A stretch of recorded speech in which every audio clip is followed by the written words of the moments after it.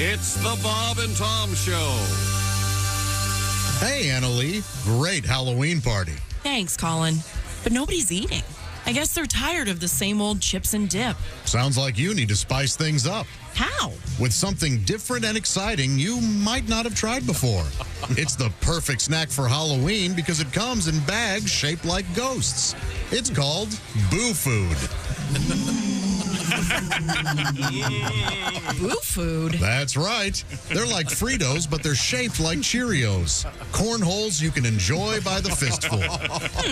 I'll admit, I am curious, but I'm not sure I'm ready to get Boo Food. Well, I'll be honest, it can be uncomfortable at first, but eventually you'll grow to love it. Just bum rush your local grocery store and aim straight for the rear. And that's where I'll get Boo Food? Yep. Now, you might only be able to take a little at first, but once you're used to it, you'll be able to take it all. I'm still not sure getting Boo Food is something I'd like. Here's an idea. Let's talk to your friends. I bet some of them have gotten Boo Food before. Hey, Fanny, you ever gotten Boo Food? Oh, sure. I wasn't interested at first, but Frank practically begged me to try it. So eventually I loosened up and let him give it to me. Did you like it? I mean, I don't want to get Boo Food every day, but yeah. How about you, Rose? Do you ever get Boo Food? Only when I'm on my period. So, Annalee, what do you say? You know what, Colin? Let's do it. Hi, I'm Pierce Bottoms, President and CEO of Lil Bugger Snack Foods. From pink donuts to sticky buns, we've got your ass covered. So, Annalee, now that you're getting Boo Food, how do you feel?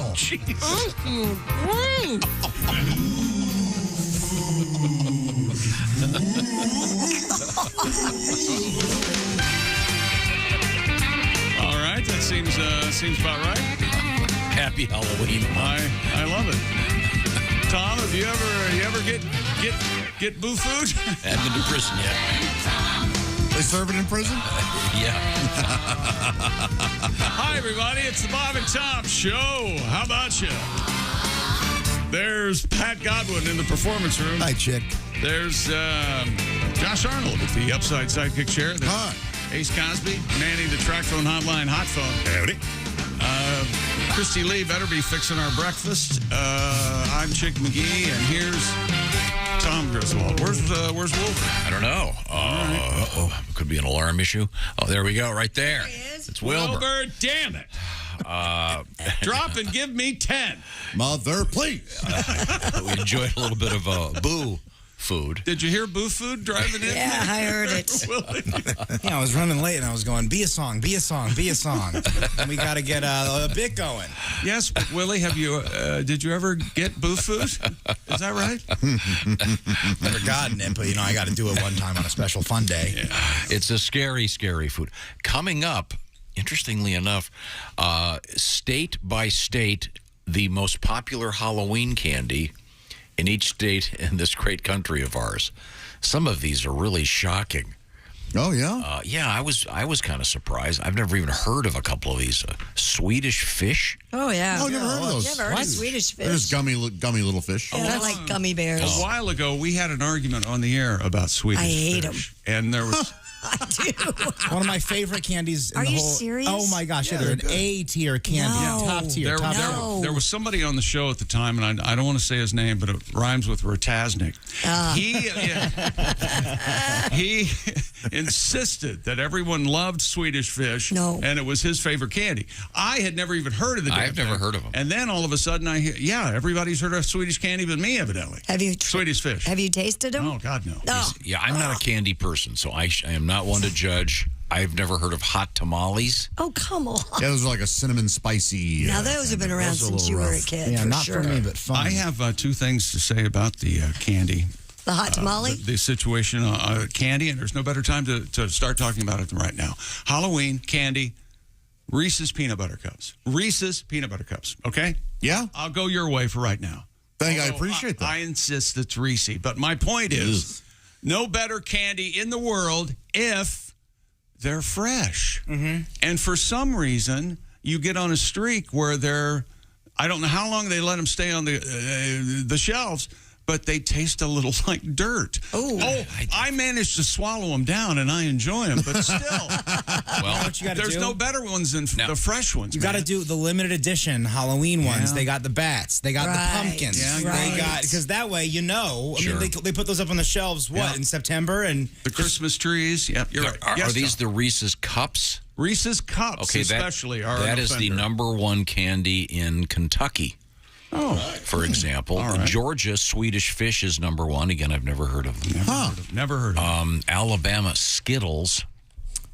Are Skittles the ones that are like gummy M&Ms? Kinda. Kinda, Fruity, yeah. They fruity have fruit M&Ms. flavors. Yeah, okay. I know my little girls like those. M&M's very popular. Kansas and Iowa. Are these based on sales? Yeah. Okay, I didn't know if it was a write-in. Yeah, no. Your favorite. This is based on the National Retail Foundation. By the way, Halloween candy spending way up this year.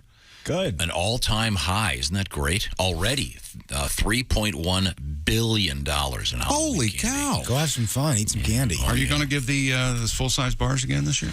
Yeah, typically we do kind of a sort of a bunch of different stuff at the same time. Mm-hmm. Oh, everybody's happy. Mm-hmm. Remember when you were a kid, you'd get home and someone would have given you a pencil? Did you ever get that? Oh, yeah. Yeah. Usually a dentist. Pencil or an eraser for Yeah. some reason, some sort of school supply. Yeah. That's no good. Yeah, there's always someone with either some weird religion that they can't give away candy or. They get their windows so Did you ever get a penny? I got pennies every now and then. A little bit of change. Bunch of hillbillies. But we'll discuss who's got what candy. But speaking of which, well, first of all, we've got the great theme song. Who can take a sunrise? Sammy Davis Jr., ladies and gentlemen. Sprinkle it with you. Cover it with chocolate and a miracle or two. The Candyman can. Okay, thank you very much. Grown people were just listening to that. Oh, Yeah. Grown people sat around and waited for it to come on the radio. Was it a nostalgia thing because they liked the Willy Wonka movie when they were kids, or was it? No, that came from did he sing that just for the Willy Wonka movie? I think he I did. thought that The song existed before that, right? Yeah, wasn't I that thought so? it did. Wasn't that the hit version of the song? yeah, like a from year the- or two later. And then, Chick, did the hippies think that it was about drugs? Did people think it's the candy man? It's the drug dealer man? I don't think so. No. Because Sammy, so hip, very briefly. Oh, yeah. Part of the Rat Pack. I get to hear that every Friday. It's such a blessing. Why is that? Because at a function that I attend, Where is it? they have the candy man flies over and drops little parachutes of candy. Are you for in the a cult? kids. Is this for adults? It's at Polo. Yeah. It's flies? awesome. Like a crop duster flies over? Yes, exactly. The Candyman. The Candyman and his wife, and they drop parachutes of candy for the kids onto the polo field. It's awesome. They've got parachutes of candy there, Yes. Chick, at the polo I field. can't believe it. Horses in white claw. I keep saying I'm coming to Polo. Yeah, you've got got to check to. that out. Now you got to wait till next season, but yeah. Son of a gun, it's all over. The season's over. This Friday's the last one. Good, I hate horses. Now, once again, yesterday we had, and I think this is a bogus record, the world's tallest cat. His name is Finier, lives in Michigan. Some doctor owns this thing. But it's described as a Savannah cat, which is a house cat bred with a large-eared wild African cat. So that doesn't count. Yeah, I agree But with the you. rule was domesticated cat, and this is a domesticated cat. No, it's bred with an African cat. They're still domesticated. The breed itself is domesticated. By the way, I wouldn't get so mad. You kind of sound like a senator in the 50s. I would chill out a little bit. Well, I, for one, feel my I am not going to mix the races of cats. All right? But of course, now that's the world's longest cat, or the world's tallest cat. And once again, the world's shortest cat. Who can take a sunrise? Oh man, that cat, Sammy Davis. But let's get back to our theme, which was That's where you were going. which was Okay. candy. And this is It's a fascinating study. I saw that about the candy in different states. Some of them I wouldn't even give out on Halloween, like lemon heads. Those have their place. You get your Not on Halloween. In my neighborhood, you get your windows soaped. You hand out lemonade. Yeah. Absolutely. I don't think they have their place on Halloween per se, but they have their place in the world of candy. That's the only thing sad about where I live now. I do not get any trick or treaters at And all. by the way, Tom, don't forget, when we're talking about lemonheads, I want you to remember Oh yeah. it was a shame about Ray. Okay? Wasn't Evan Dando in that band? Yeah. The Lemonheads. singer. It's He a doesn't shame know about that. Ray. I love that song. Oh, okay. Yeah. He wasn't very nice, if I recall. He was a dick. Yeah, he was a really Probably the second or third biggest prick we've ever had on No the show. kidding. Oh, Absolute yeah. prick. It was I awful. think he was the biggest male prick we've ever had on the show. Yeah. There was a female that caused But some also, problems. but speaking of candy, we'd be remiss if we didn't feature this. Mike Toomey is our guest. So how'd you get here? Did you drive, fly, take Pitch the in for bus? gas money? Took the Yeah, we bus? pitched in. I've had to take a Greyhound a number of which is, to me, still the worst experience of my life was doing it because the drivers tend to not want to shut up. I don't know if you've ever been on one or if you blocked it out of your mind completely, but you're pulling out, and this is 3 o'clock in the morning, home from Cleveland. This guy's like, "Welcome aboard Greyhound bus number 1117. We should be arriving in Chicago approximately 10:30 a.m. The bathrooms are located in the far rear of the bus if you have to use them for any reason. Also, the smoking mug, would you shut up?" You think you can fall asleep. Like 45 minutes later, you do that thing where you're not sure if you slept or not, and you wake up and he's like, "Because marriage is a big step."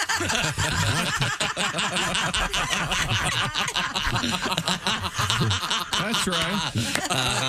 Yes, that's how that. That's right. And 6 hours later, still talking. You wake up. Trick or treating was always fun by my house. Said, we all never seemed to get none of the candy we wanted. We was always hoping for stuff like Snicker bars and peanut butter cups, Whoppers and Junior Mint, Snow Cap, Raisinette, Goober, Slowpoke, Milk Dud, Butterfinger, Baby Ruth, Kit Kat, Lemon Hip, Red Hot, Smarties, Sweet Tart, Ike and Mike, Good and Plenty, Good and Fruity, Starburst, Now and Later, Tangy Taffy, Wacky Wafer, Bottle Cap, Big Buddy, Bubs, Daddy, Sour Bar, Are we in Jolly Cleveland yet? Rancher, Marathon, Milky Way, Free Musketeer Bar, Hershey with nuts, Chunky with raisins, Chuckles, Bitter Honey, Payday, Zagnut, Powerhouse. You get the idea. That's, Comedian Mike Toomey I from love that Chicago. That's it's all true. As we celebrate candy and a little bit of Halloween stuff, and what is the most popular candy in your state coming up? Okay. Although I'm not sure where to get through all 50 states. Candy corn is quite divisive, isn't it? Oh. Very. Oh, Mix it very with some divisive. peanuts, and you've got your own little jar of paydays. It's awesome. I didn't believe you, and then last year we did it together, Yep. Christy, and you were absolutely right. Yeah, it's so I should have good. never doubted you. I know someone who put some dots in popcorn. Oh, yeah. Then they kind of melt if the popcorn. Boy, popcorn doesn't stick between your teeth enough. Yeah, that You need the that extra usually mortar. followed by a trip The classic to a candy is dentist or someone who can power wash Now, your mouth. wait the a minute. M&M popcorn mix is the classic. Full disclosure on Josh's part, he's against popcorn because he has diverticulitis. No, that's not why I am against dots with popcorn. I love popcorn. I just can't have it. Okay, I'm so I won't sorry. have it. I'm so sorry. Right now, what I could use, of course, is a good night's sleep, and I got one last night. Thank you, Sleep Number. By the way, the Sleep Number bed people do a lot of research, and there's some new stuff out there they're doing with regard to temperature and how important that is to sleep. They study sleep because they know choosing the perfect mattress can be tricky. So quality sleep is important. They like to say every great day starts the night before. I got to bed early last night in my Sleep Number bed, and the beauty of the Sleep Number bed, of course, is that it is adjustable. It's like buying 40 mattresses at the same time. For example, Chick McGee, your Sleep Number setting is what? 100. I like a firm mattress. And Tom, the Sleep Number mattress stays firm instead of sagging like conventional mattresses. And, Sleep Number, it doesn't have that. And if you want to change it, if you want to go to, what do you set your Sleep Number, Christy? 45. Okay, at the touch of a button, that could be sent down to 45. And by the way, either side of the bed has its own Sleep Number settings. It should be called the Everybody's Happy Bed. You're not going to hear this. Yeah, this mattress is too firm. No, baby, just take it and press the button. This mattress is perfect. And be sure during the confrontation, call them baby a lot. just take it. I like that. So Hey, sorry. baby, calm down, baby. Come I was on, trying baby. to recreate a situation. Just lay down there, in baby. which, Just the relax. point is, you can create what I like to call bedtime bliss, one of my favorite songs. You know that one? By the Lemonheads. Yeah. Bedtime. Now, what you do is you go to your Sleep Number store. How do you find it? You go to sleepnumber.com/BT show. Save 30% on the Sleep Number 360 Special Edition Smart Bed. Special financing for a limited time. That's sleepnumber.com/BT show. Coming up, sex doll survey. And also, is that a sex doll or a floating corpse? And something called bum skips. An apology in the world of sports for Tom to me again this week. Coming up. Oh, I'm really sorry about that. No, you're not. But I want an official apology. The devil comes in many forms. I have to usually stay away from the national games. I don't know what I'm thinking. This is the Bob and Tom Show. Bob and Tom. They put the F in professional. Good morning, I'm Mark Allison with a look at things you may have missed on a Monday morning. The winner or winners of the Nobel Prize in Physiology or Medicine will be announced later today at the Karolinska Institute in Stockholm, Sweden. Among the researchers who may be honored this year are those who were instrumental in the development of the mRNA technology that went into the COVID-19 vaccines, which saved millions of lives across the world. Last year's recipients were David Julius and Artem Pudapunin for their discoveries in how the human body perceives temperature and touch. The Medicine Prize kicks off a week of Nobel Prize announcements. It continues Tuesday with the Physics Prize, Chemistry on Wednesday, Literature coming up on Thursday. The 2022 Nobel Peace Prize will be announced Friday, and the Economics Award later on October 10th. U.S. officials vowing to unleash a massive amount of federal aid in response to Hurricane Ian as the death toll rises amid recovery efforts. The monster storm killed at least 68 people, including 61 in Florida. Hundreds of thousands of people and businesses still remain without power. Officials warn flooding could still worsen in parts of Florida because of rain that fell has nowhere to go. The weekend storm is still bringing havoc as it drifts north. The remnants forming a nor'easter, dumping rain on Virginia, Maryland, West Virginia, and Pennsylvania. Rainfall on the already inundated Chesapeake Bay could lead to significant tidal flooding. So Hurricane Ian, now a tropical storm or just a storm, not done yet. And that's a look at things you may have missed. More of the Bob and Tom Show coming up. Things you hear on the Bob and Tom Show.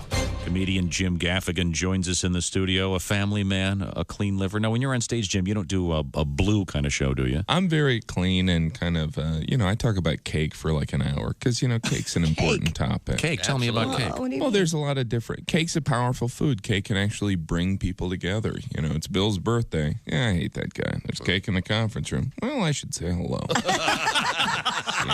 am I to pass judgment on him?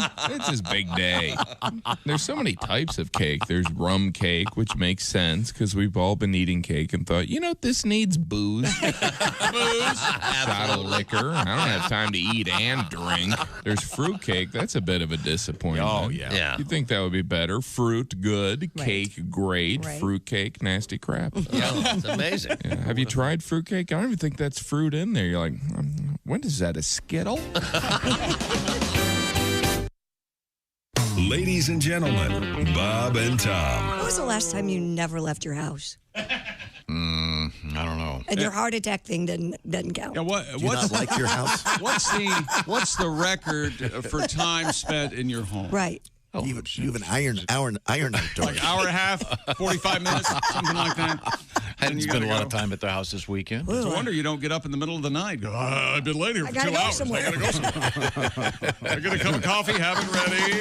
Bob and Tom in the morning and highlights all day long. The Bob and Tom Show, weekday mornings at 6 a.m. Eastern on Bob and Tom 24/7. Hi, this is comedian Rob Haney, and you're listening to Bob and Tom 24/7. You're not helping the show where you're going.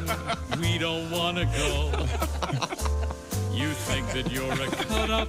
We wish that you would shut up, 'cause you're not helping the show.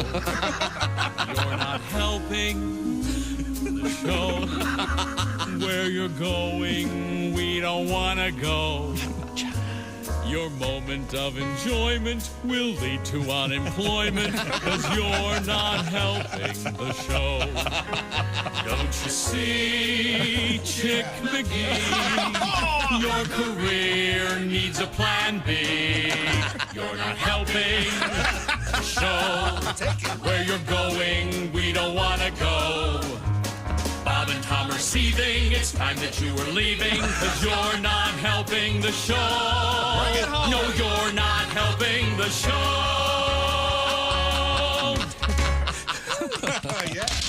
Bob and Tom, 24/7. Oh, yeah. With us in the studio, comedian John Garrett. You have a straight job? I mean, like a normal day-to-day thing? Yeah, I actually do. I'm actually a CPA, believe it or not. Yeah, and that spells party. Yeah, it does. Most people think CPAs are hysterical. Yeah. No, of course not. We're dorks, big dorks. But and honestly, on behalf of all accountants out there, I'd like to say that we don't all do taxes. Some of us prefer to embezzle. It's much more lucrative. I read recently Willie Nelson wrote a song called Whatever Happened to Peace on Earth as his little protest to the war in Iraq. And my immediate thought was, why does he care? It's not like it's his tax dollar being put to use. I mean, I think the U.S. government should write a song called Whatever Happened to Willie's 1040. There's a tax joke for the accountants. Woo! Lord Coretta's a fine young comedian. Are you a health guy? You look very slender. And I'm not a big health guy, although I'm healthy. I just had a complete physical, and unfortunately I'm at that age where you get the real intense physical. No, yeah. You know, I hope I'm not sharing too much, but the doctor actually stuck a camera in my rectum. It wasn't part of any procedure. He just suspected that his nurse was stealing from him. Bob and Tom, well-meaning, but Yeah, they're your TV. Hey, welcome back to the Bob and Tom Show. Christy Lee at the news desk. Howdy. There's Pat Godwin. Hey there. In the performance room, he's shocked the world and wearing a red-based shirt, ladies and gentlemen. Josh bought me this for Christmas. I think it's burgundy. I'm gonna stick with burgundy. It's my favorite color. Yeah, it looks wine. There it is. See what I'm running into over here? See, I knew it opened up a can of worms. Nice Merlot wine. And worms, by the way, are more. I'm not wearing any effing Merlot. I'm waiting for you to say how much you love Sideways.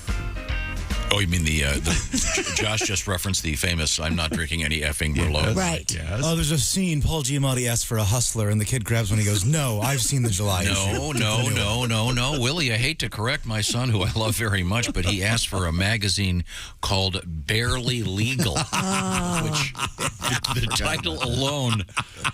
Who thought of that? What pervert was sitting around? 18 in 2 days? All right, you're in.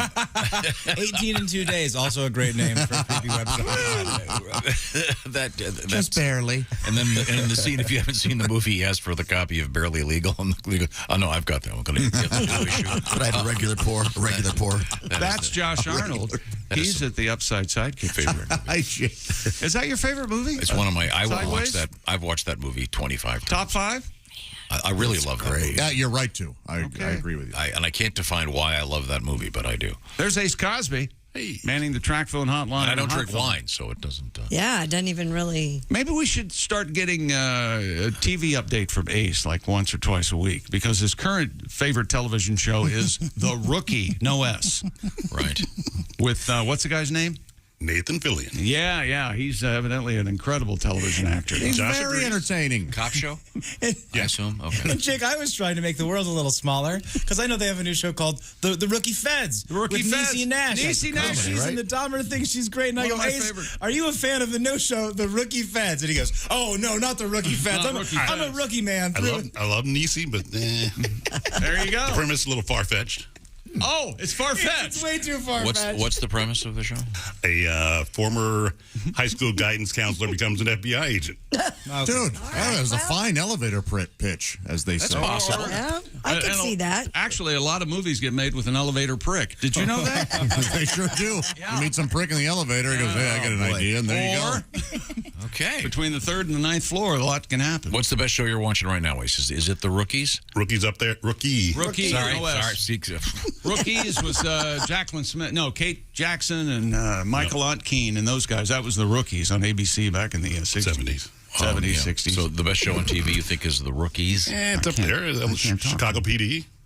Oh, my girls like that one too. Where is that? Where's that based? Or Chicago Med, is that one? Yeah, where does that take place? Where did that take place? I'm having trouble. We're always talking about. Don't they have like 3 in a row? Chicago Fire, Wednesday Chicago nights. Med, Chicago Med, Chicago Fire, then Chicago PD. Yeah. Tonight on CBS, it's the FBI.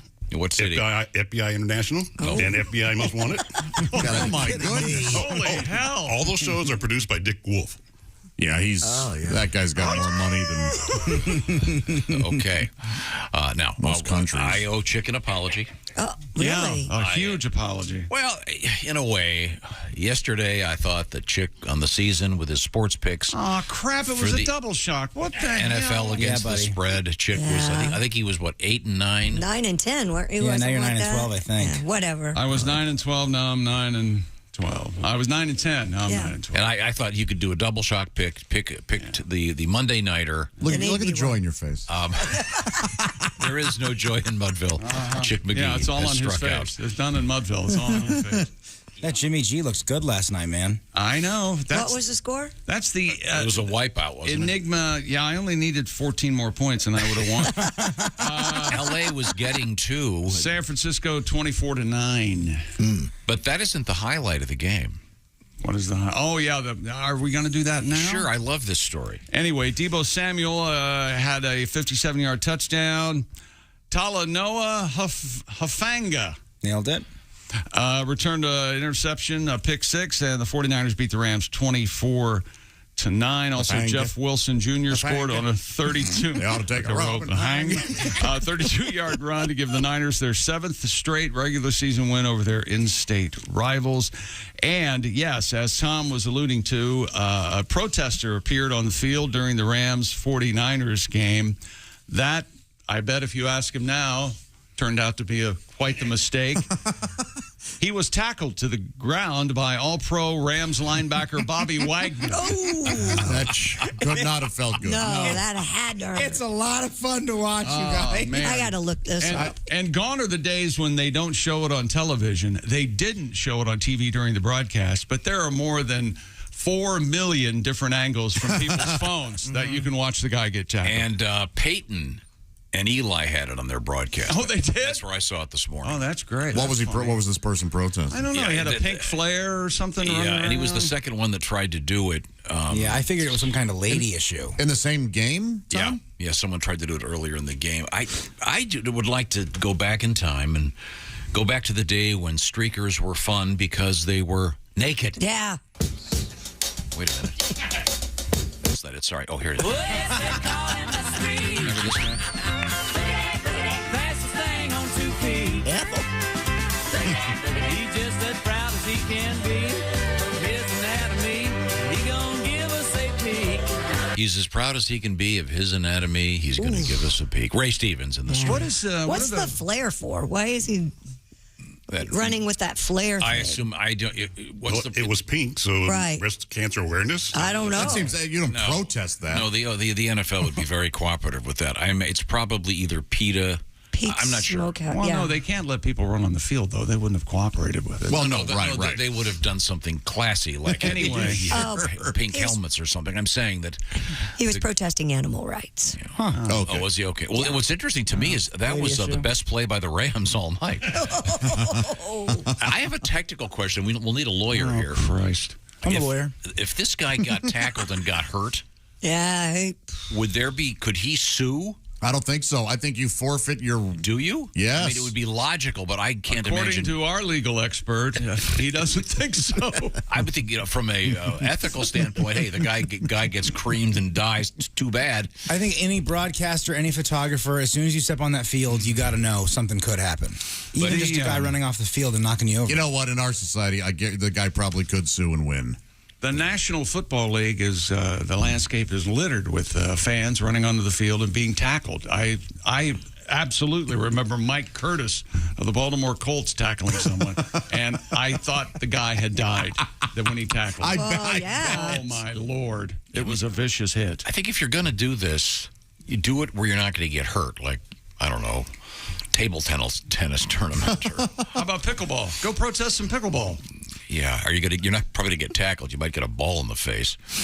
But, well, that can happen anywhere. Yeah, alley. Back when we had hard tickets on the back, is a big long disclaimer of you forfeit this, you blah blah. Right. But I don't think all those disclaimers would necessarily hold up. I don't know. It probably would depend on what state it was in, how good of a lawyer you had. But I have sort of a boring word question. Josh, you might like this. Is it technically streaking if he's not naked? Is running across the field streaking, or do you have to be nude? No, I think you have to be nude. That's the way I understand it. You really? Yeah, I thought it was just because you were running in a streak. And no? I think it's always streaking has to must be naked? Yeah, That's the I way think so. Okay. Well, in any event, I think when you say streaking, it's implied they're naked. So this is some sort of clothed bipedal runner on the field, but not. Let me see if this Associated Press story, does it use the word streaking? No, it does not.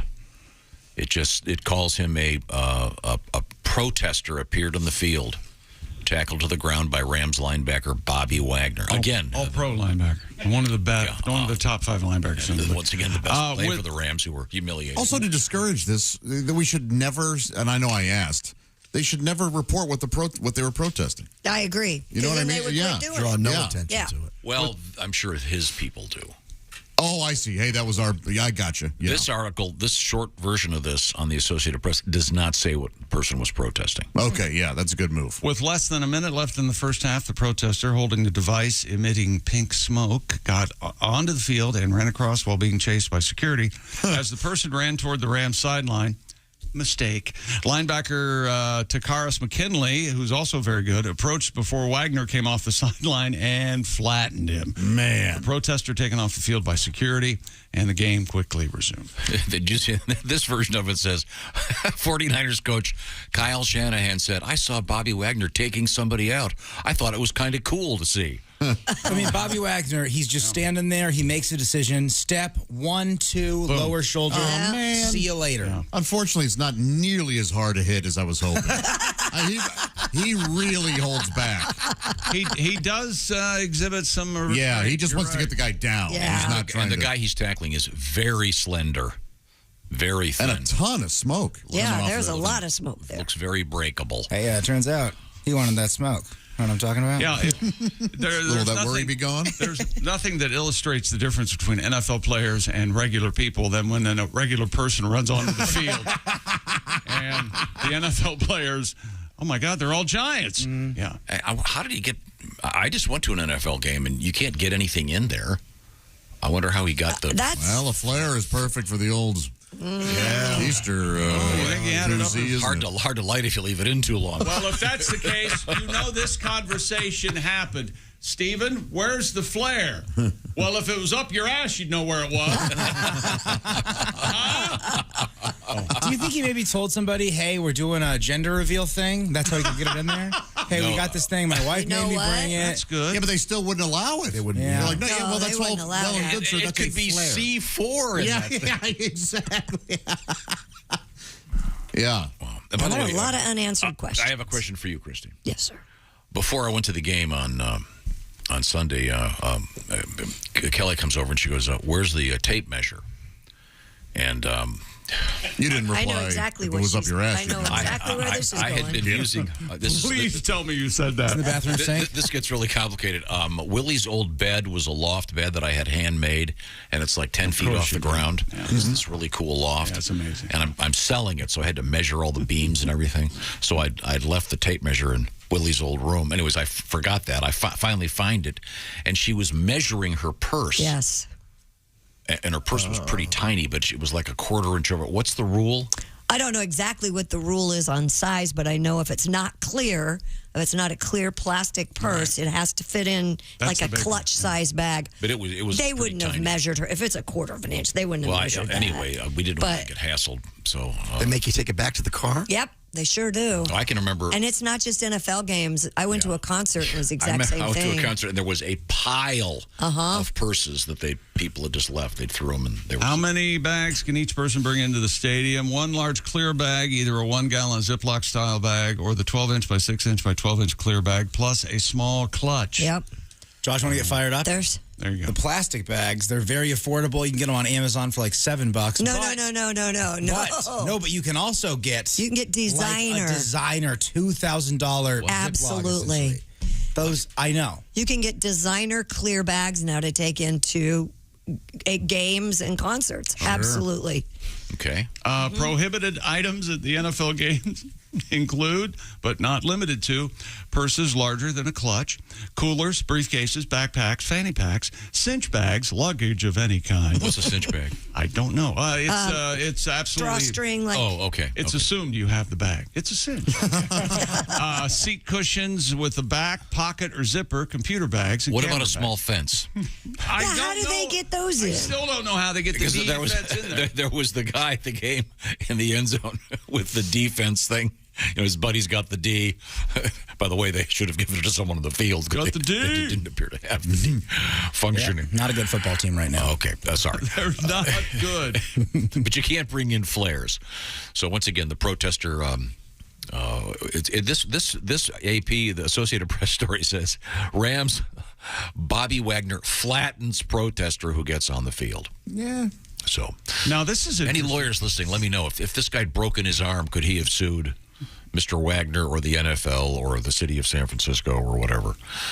With any, I'd love to be on that jury. I don't think there's a chance in hell you'd be able to serve jury duty. Oh, there shouldn't be, because I believe in cruel and unusual punishment. I'm Especially a big fan. the unusual part. Yeah. I love that when a judge does something that's kind of out of the ordinary just to somebody that reflects the crime that they committed. You know, claiming to be racist doesn't work anymore, getting you out of jury duty. Did you try that? Yeah, I go, man, I hate all white people. They're like, you're staying.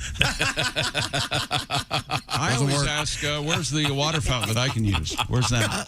That's what I say. I get you. So they just know. Yeah, they know. Dad, I don't think that you could be on a jury because it's supposed to be a jury of your peers, and I think that you look down on everyone. So you're far too condescending? The condescending rule. I'm sorry. What was the law school the attorney went to? No, I don't recognize that.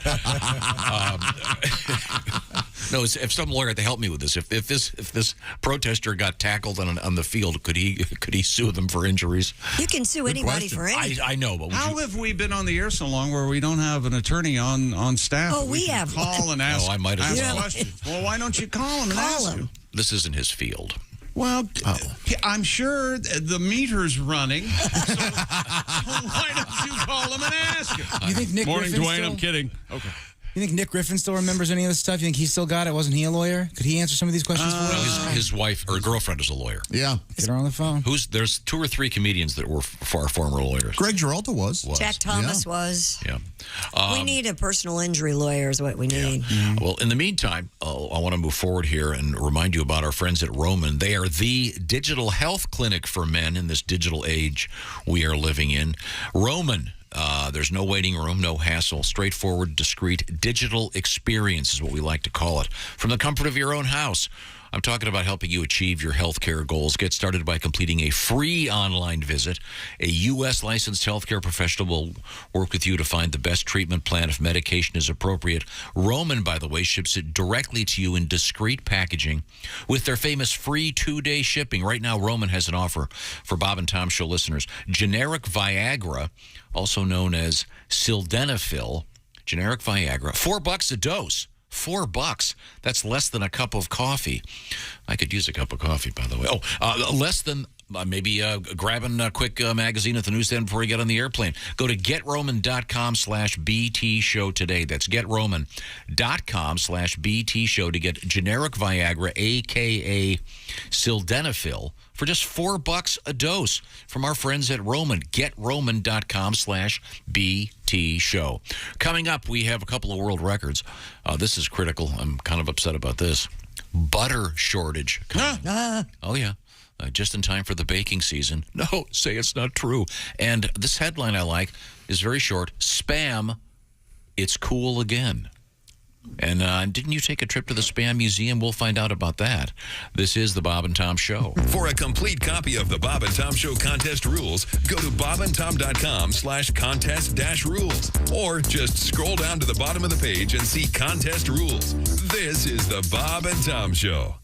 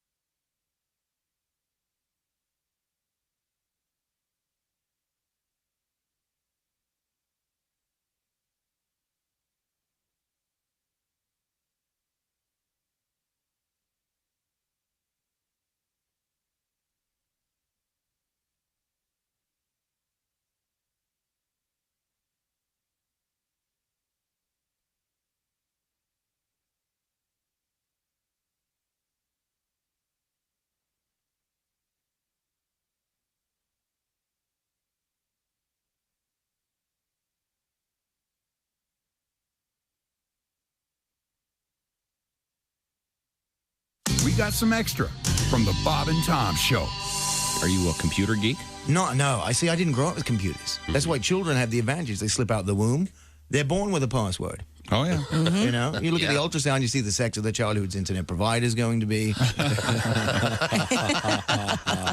So you're an email guy then? Oh, no. Well, I check my email. I never get real emails. They're all junk. I got a junk box, and the junk box is like, look, we don't even have time to sort out this stuff. And it's all burn DVDs, lose weight, consolidate debt, and then be like young teen sluts, whores, triple X.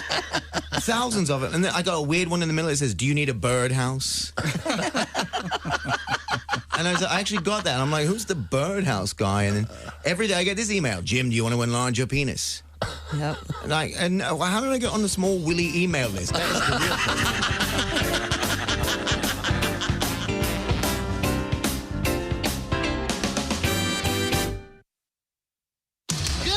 Good morning, sunshine. Bob and Tom 24/7. 24/7. 24/7. Hi, everybody. Christy Lee with your Bob and Tom News Update. Days after the skies cleared and the winds died down in Florida, Hurricane Ian's effects persisted as people faced another week without power and others were being rescued from homes inundated with lingering flood waters. 2 more deaths were blamed on the storm in Florida yesterday as frustration and desperation mounted in the path that the storm cut through the state. As California's drought deepens, more rural communities are running out of water. Heavy pumping depleting groundwater supplies that are not being replenished by rain and snowmelt. More than 1,200 wells have run dry this year statewide, a nearly 50% increase over the same period last year. The groundwater crisis most severe in the San Joaquin Valley, the country's most productive agricultural region. And speaking of agriculture, it's the really, really, really great pumpkin. A 2,554-pound pumpkin grown in western New York has set a new U.S. record for the heaviest such gourd. The big pumpkin weighed in at...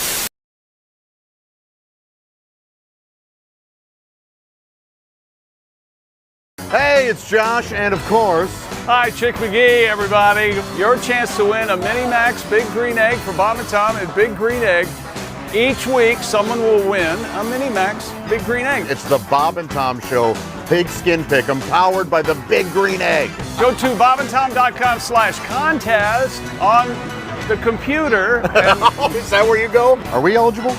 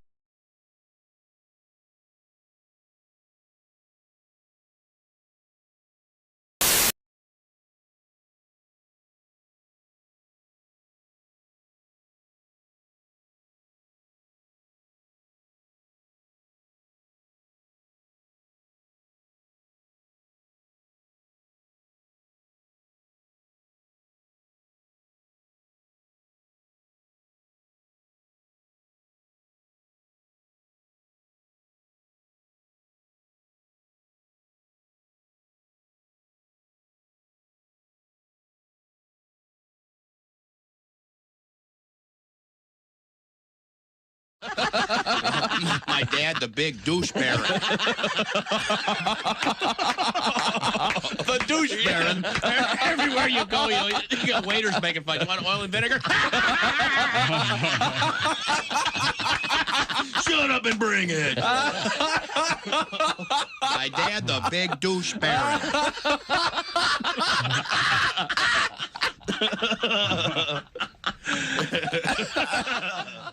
Hey, guy, it's Kid Tarmac. This is Bob and Tom 24/7. Kid Tarmac. I got thrown out of J.C. Penney the other day. Really? Yeah, fondling up the mannequins. You believe that? And that ain't my fault. Have you seen the mannequins in there? Uh-huh. And they taunt you, too. They got the little short skirt on, arm up, kind of waving you over. You know what I mean? Shoot. I tell you what, if you ask me, the little whore was asking for it. Well, internet porn. Well, there's photography. People don't go, photography. People don't go to porn shops anymore. No? Because of the internet. Oh, that's true. But I think you miss out on the social aspect. Is there a social aspect to that? Yeah, well, you avoid eye contact. Try to hide your titles. Tranny? Oh, no, I was working on my car.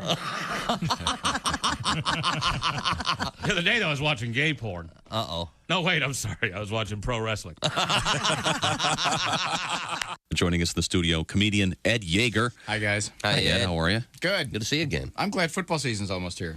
I love football. I do, too. I was I was in a hotel room, and I was watching a football game, and I opened the drawer, I pull out the Bible, I turned to John 3:16, and it actually says, "Sitteth thee in the end zone with a large sign."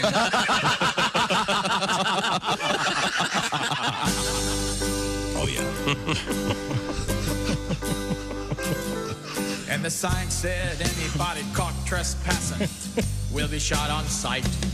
So I jumped over the fence and yelled at the house, "Hey, what gives..."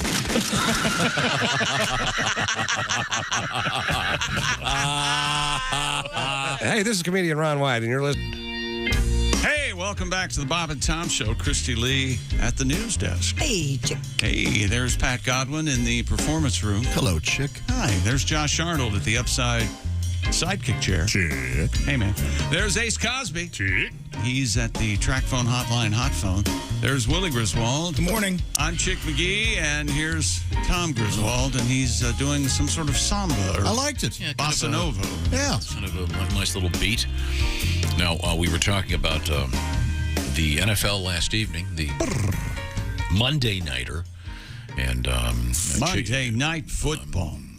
Chick, unfortunately, was urged by me, sadly, to pick that one against the spread. That's Did not right. go You're well. right. I could have easily picked San Francisco. You're exactly right. But although everyone on one of my favorite, I know you know me, I don't watch shows that talk about football unless it's NFL Live with Dan Orlovsky and Marcus Spears and Mina Kime and some girl named Laura and and Adam Schefter's on there. It's on ESPN.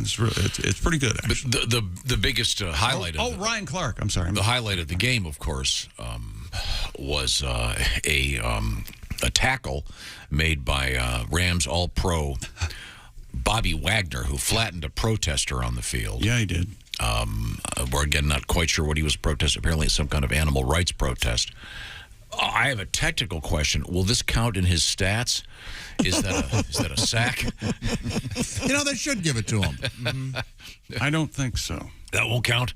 Oh, I was just asking for. And they have to be pretty accurate with that because it's tied to a contract a lot of times. Oh, okay. Yeah. Just kind of in a jocular manner. Yeah, no room for levity there, is there? I ruined that. Serious. Yeah. No. I ruined the hell out of it. I was going along with the contract thing. Yeah, of course, yeah. So. Pat, coming up, Pat, we have a story about sex dolls. Oh, yeah. In the news. Yeah, we do. And I thought before we get to that one, I wanted to go back in time a little bit because as I recall, you had a song about this other sex doll song. This involved firefighters who were called to the scene where a corpse was floating in the water. Yeah. And the concerned passerbys called the police. This corpse was under a bridge. The firefighters took a closer look. In fact, 8 firefighters were deployed to the site with a barge and a rescue vehicle. Oh, man. Fish the corpse out of the water, and it turned out it was, in fact, a sex doll. Well, good. That's actually a happy ending. Mm-hmm. Yeah. You know my rules on sex dolls is always get the 3-holer because it's better to have it and not need it. Yeah. than need it and not have it. You're right. Yeah, I did the same thing with my car. I had the option of, in my Suburban, I got the one that has the third seat. You never know. Because you want to have it, you know. Yeah, no, right now you might not be, but then who knows what you want a week Sometimes you've got 5 or 6 kids you want to get into the Suburban. That's so you want right. that third seat. So your contention, once again, with the sex doll. I'd rather have it, not need it, than need it, not have it. You know what I say? I'm so glad you brought kids into it. Yes, Willie. I say it looks a little weird. Go with the bald one because then you have different wigs you can put on it. You don't want to get the blonde one, then put a bald cap on just to get the brown one on. Judging by this photograph, this particular sex doll is of the blow-up nature? Blow-up variety. So I imagine once the firefighters got it out of the river, they so get me a bicycle pump stat. We can save this broad. How do they market the blow-up, the classic-looking blow-up doll? How do they market that now? It does. Yeah, you're right. It does because there's amazing sex dolls out there, and then CPR practice model. Yeah, and then you've got these. I imagine that aren't some of them $10,000? Yeah, the ones that they have temperature controlled, Yes. lifelike, Yeah. body parts that can be put in the dishwasher. Yep. But now you have a song about finding a sex doll in the river. Well, they thought this was a tragedy at first, so you bring in your Gordon Lightfoot. We thought she was dead, saw the back of her head, a half-naked girl, bobbing and bloated. We brought her to shore, she was dressed like a whore, the poor thing a-drifting and floating. But we didn't know it was a doll we had found, so we went through the proper procedures. There was no pulse, so we did mouth-to-mouth.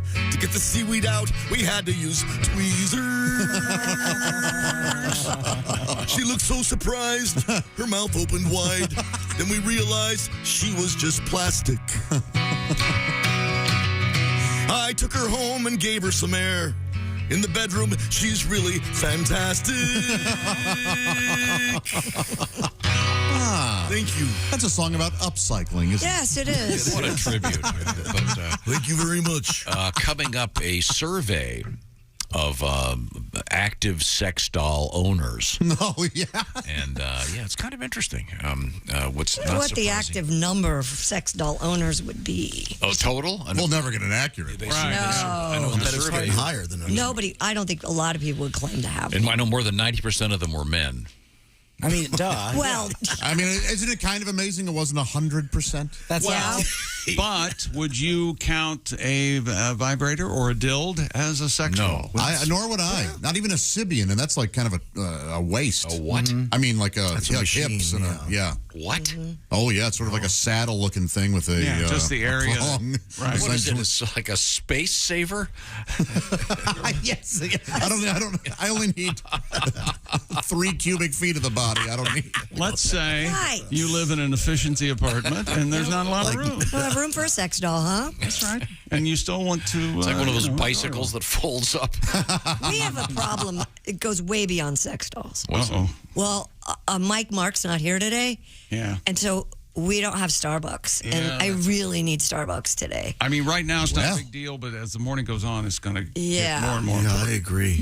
There's so much coffee in the green room. No, Josh. No, Keurig Josh, cup after no. Keurig. The coffee's As Tom out there, says, coffee Josh. is out there. It's out there. Let people enjoy their coffee. I'll go get coffee. I'm not doing much over here anyway. You're gonna go get coffee? Yeah, I'll get coffee. I don't Can even. you need- remember what all of us drink? I'll do it on the mobile order. See, you guys are old. I use my phone for everything. And I don't know if you know this. When you use your phone, you don't have to talk to people. Yeah. That's true. We'll review it.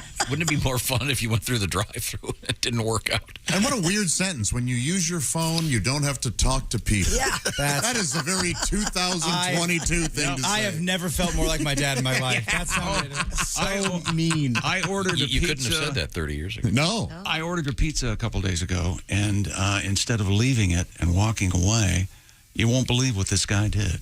Oh, no. Rang the doorbell and wanted to hand it to me. I hope you shot him. I said, I looked him right in the puss and I said, "What are you doing? Give me that." Thanks, Flintstone. Did he have his hand out? No, I'd already tipped him on the receipt thing, on the DoorDash. On the, Did you give him a nice, generous tip so he wanted to make sure that you had good service? I give each and every person that comes to my house a crisp $1 bill. Oh, God. Did you remember the news story we had in which the person had left a crummy tip in advance on the charge thing? Oh, yeah. And the guy in the car dipped his testicles into the salsa. Yeah. Wasn't there another guy who dragged his across the pizza? I You know what? imagine. get back to all of this. The tip of it? Willie, I am so grateful to you if you're going to do the Also coffee coming run. up, we have some world records, including some pumpkin stuff. And once again, the big sex doll survey and something called a bum skip. Anybody know what that is? No. Never heard of it. Is that when you're so happy you jump over a homeless guy? That would be one day. It's actually you're actually close. When we come back, this is the Bob and Tom Show. Got something to say? Send us an email, bobandtom@bobandtom.com. This is the Bob and Tom Show.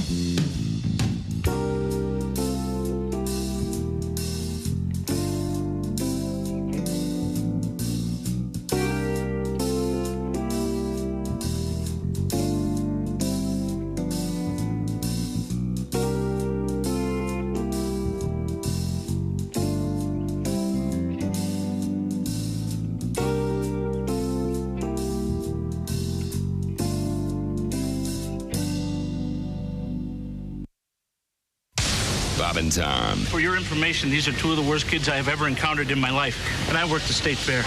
We were stupid before stupid was cool. I'm Chick McGee with your Bob and Tom Sports Update. Deebo Samuel turned a short catch into a 57-yard touchdown, and Talanoa Hufanga returned an interception for a score, and the 49ers beat the Rams 24-9 in Santa Clara on Monday Night Football.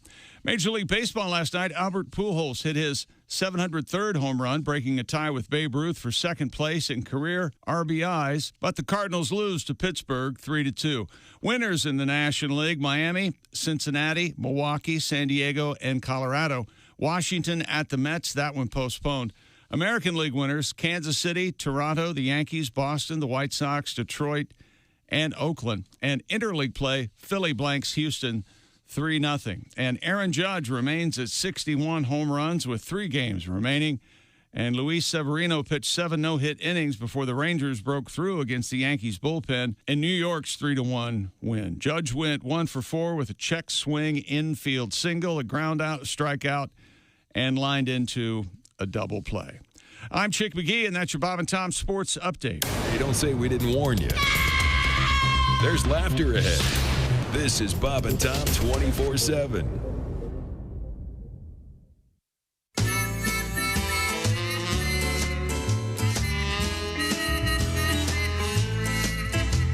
I left work early, drove right home. Didn't know you'd be here. Well, now that you are, there's only one thing I'd like you to do, my dear. Honey, pull up my skirt, undo my blouse, peel off my pantyhose.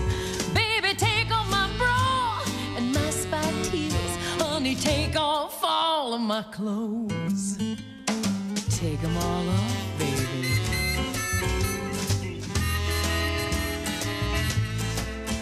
Honey, pull down the shades, turn down the lights, lock up all of the doors.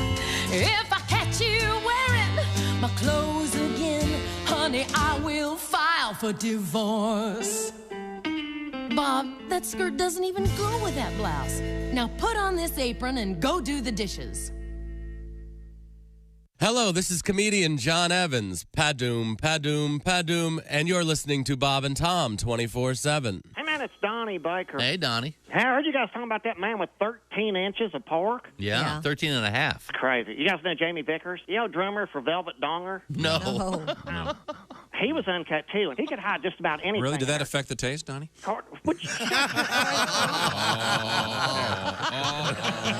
Police in concert band. Great band, yeah. Yeah, and Sting he's dressed like a rock star, but I'm noticing he has on his wrist a watch, and not like a fancy watch, a watch. Mm-hmm. And I'm looking at, do you need that as a rock star? You know, it's just, where you got to go, Sting, that you need a watch? You know, I don't want my rock stars punctual. You know, if you're going to make a date with Jim Morrison, he'd be late. You know, what is he going to be in the middle? Is everyone ready to rock and roll? Hold on. Well, we better wrap it up in about an hour and 15. I've got some stuff to do. The sitter is waiting. Are you ready to rock? I want my rock stars on heroin or dead, okay? That's a rock star. Here. Not with a watch. 747 flying was it New York to Seattle, and all of the toilets on the plane stopped working. I think the funniest part first of all, they've only gone 3 hours. I'm sure you can hold it for 3 hours, can't you? You have children, don't you? Christy, we're all full-grown adults. Yeah. You're Barbie size. We're going to the bathroom every hour, every half hour, a lot. Little Josh has had a double dose of that in-flight chili meal. Of course. All right. Did you hear this? First off, you can see when I take a flight. One of the fattest things I've ever Tom done. assumes I would order the chili as if that were ever an option. However, and he said a double dose, meaning I requested seconds.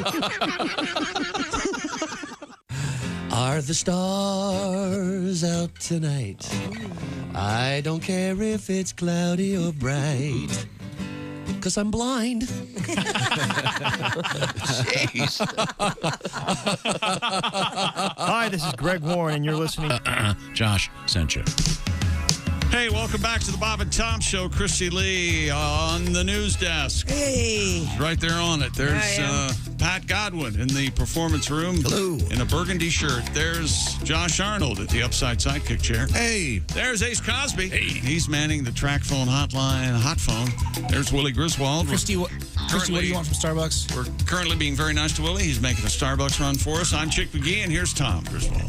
I would like a tall coconut milk latte, please. We're doing this on air? Yeah. And a protein box. Thank you very much. You can. And a protein. The matter at hand involves last evening's Monday night football game. The Rams, Super Bowl champion Rams, soundly defeated. But of interest.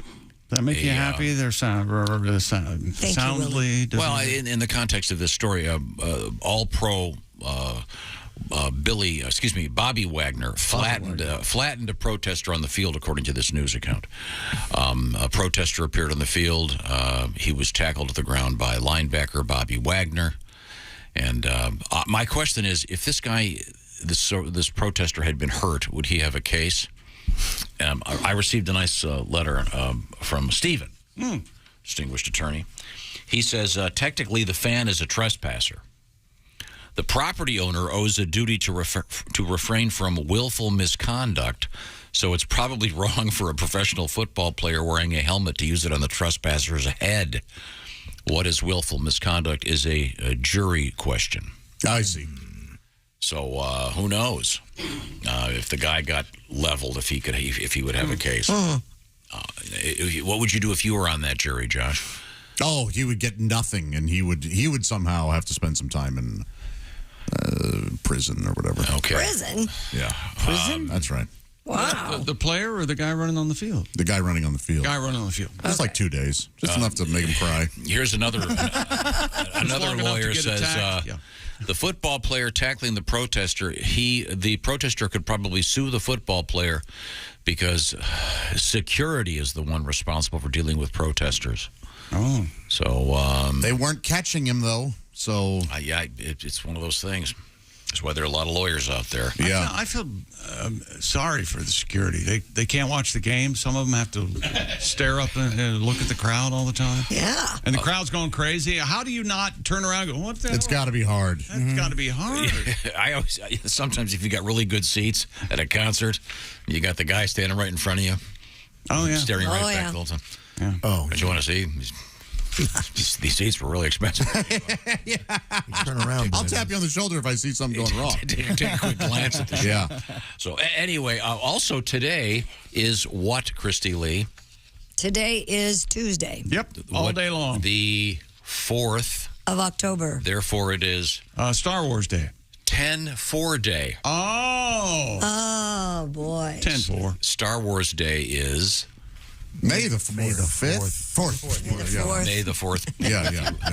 May the 4th be with you. Me and Mrs. Jones. But since it's 10-4 Day? Since it's 10-4 Day. Are you sure he lisped in that song? I really special trucker I'm out. I'm getting request. Willie's going for coffee. Trucker request. A little bit of a salute to all the great truck drivers out over the 10th month. So it's 10-4 Day. Do something nice for a trucker today. They're bringing you all that stuff, including candy for Halloween coming up. Favorite candies from every state for Halloween. Your favorite candy, Josh, if you had to pick just one? Reese's Peanut Butter Cups. Okay. And that's the same for you, Jay? Oh, Reese Cup. No, I'm going to go Snickers. Snicker bar. I like a Snickers. Ace Cosby? Snickers. Really? Snickers. Okay. Christy Lee? Milky Way Midnight. Ugh. Okay. Yeah. All right. Very good. I'm a I don't like you either. fan of the Nestle's Crunch Bar. Yes, that's a good one. Oh, you like all the classic stuff. Nestle Crunch Bar, Quick, When I was a chocolate kid, I flavoring, love Ivory Nestle's soap. Yep. Yeah, they're classic for a reason. What about you, Godwin? Favorite candy bar? Mars with the malt. I like the malt in it. Now, let me ask you this. Mars with the malt. Are there products that you buy The nougat. We talked about this off the air. only didn't we? because your mom buys them? Yep. Bought them, I should say. Yeah, probably. I mean, I grew up using bounce dryer sheets. So you use those? But I also I love them. But maybe it's because I grew up with them. But Dawn dish. my mom always Yep. used Tide. Yep. Yeah, same here. So You ever wash your clothes in Tide? of course I do. It's too damn cold to wash them out Tide. Yeah. Hey, I have a suggestion for who makes Tide. Is that Procter & Gamble? I don't know. I don't know. Johnson. Greg Warren would know. Yeah, he would. I'm sorry. Whoever makes it, the containers, they only have the dent on the one side, They're hard for me to pick so you up. can't pick them up.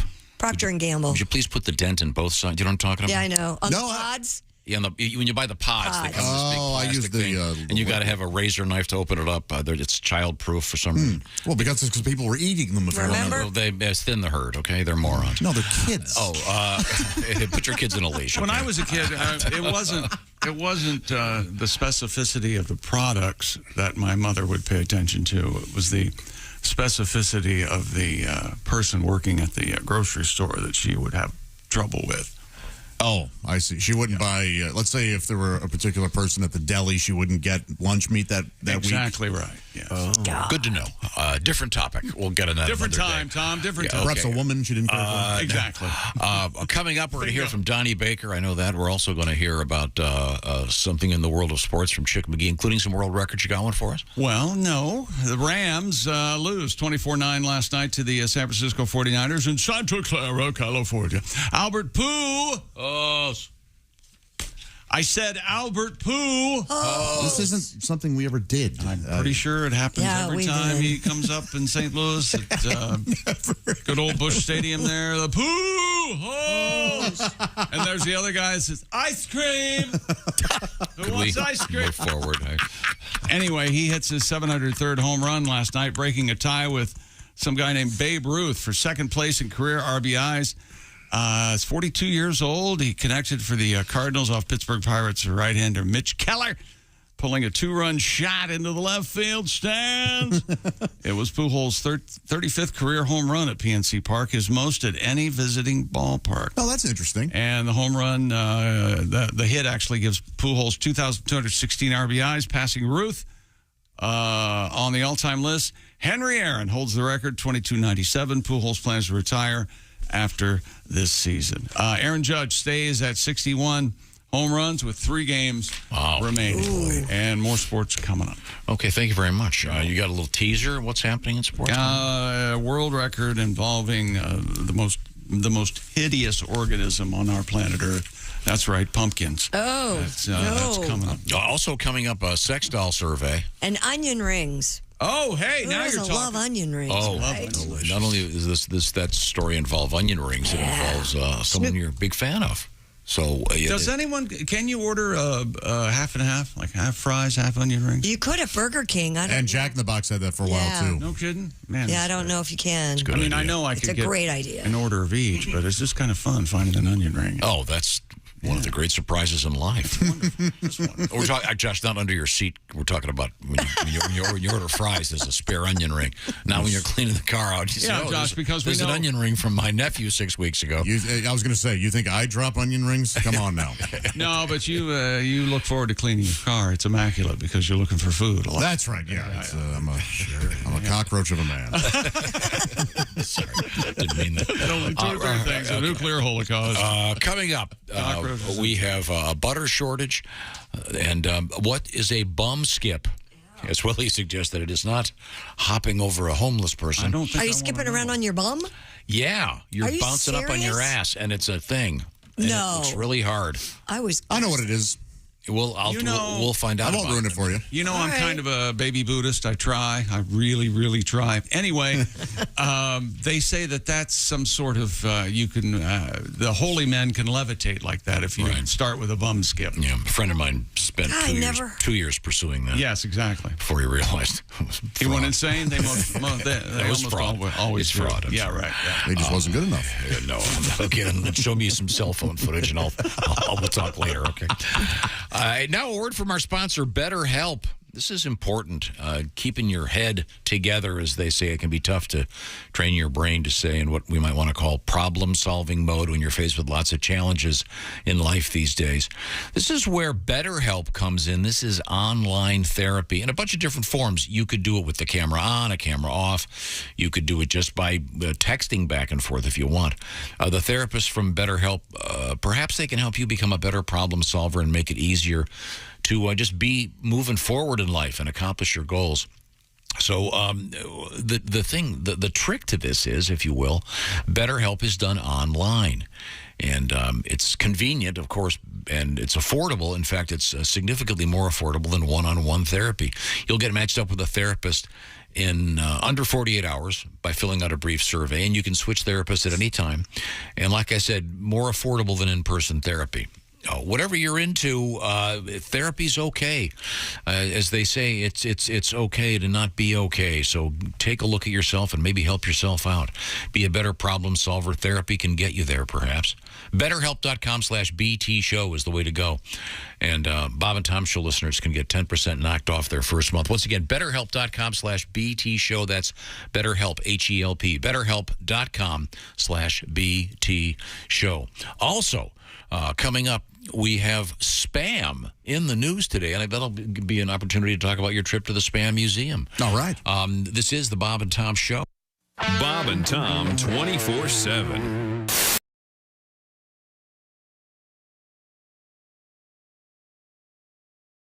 You want to learn how to avoid a-holes in your life? Yeah, I do. Yes, I do. Walk out of this. I do, Christy. I come in early. Apparently, there is a gentleman, Robert Sutton, a professor of organizational behavior and engineering at Stanford University, has written 2 books about a-holes and how people can survive them. Here are his suggestions. Pretty easy. Steps to avoid and change the a-hole in your life. Does it involve not going to an axe hurling bar? Number 1, create physical distance.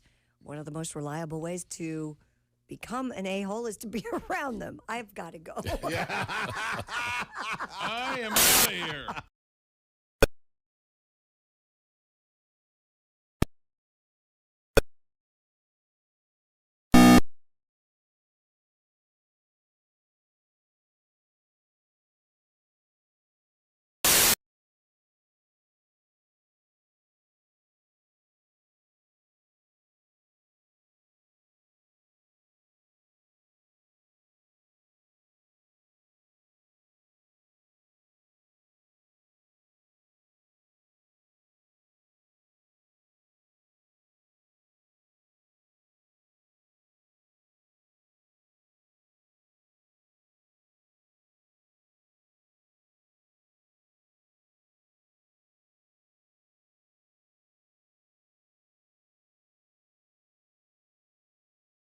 Everything on TV, sex, all the commercials, very beautiful women in all the commercials now. Doesn't even matter what the product is. It's just very sexual. And then you finally have sex, and it's kind of disappointing.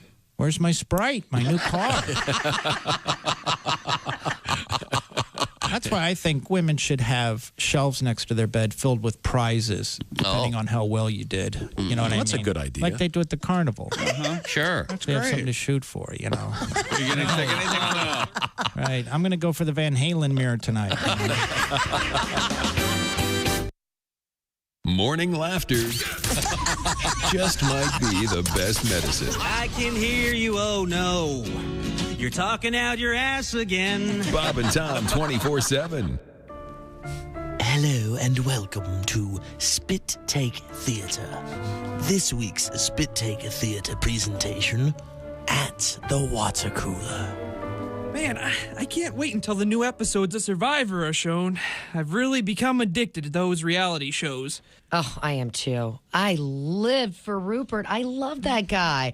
I've wanted to be a Survivor contestant ever since the first one. The locations they stay at are so beautiful. Oh, yeah, they sure are.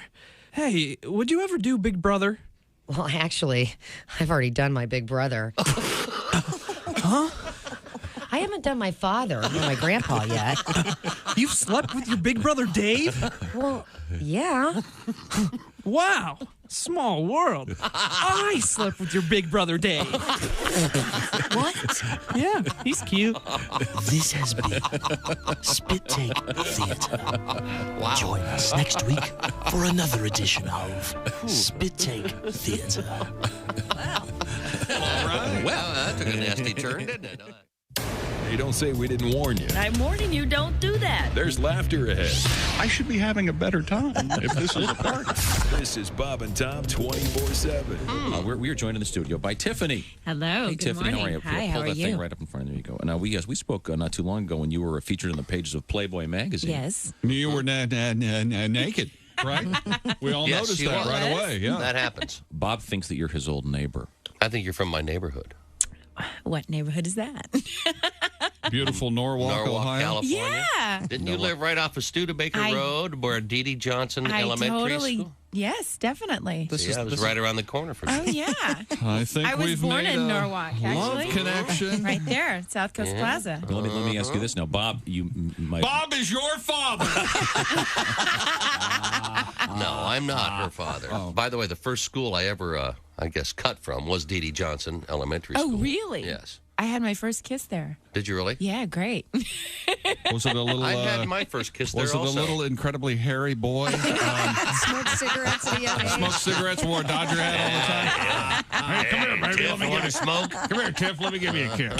Yes, indeed. Come on over here, baby. Our guest is Tiffany. Did you go to Corvallis Junior High?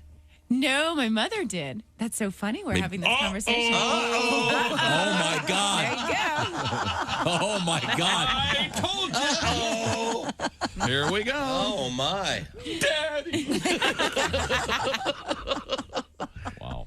You guys can't see the camera, but Christy just I have very like she was small getting ready to hands. eat a giant Subway sandwich. Right. Yeah, by the At way, a 60 Christy, degree I angle. think maybe the reason it's been a while since you had a date is if that's your standard, we're going to need a horse. No. Oh my gosh. No. Did you see her hands? Yeah, she does very well for herself.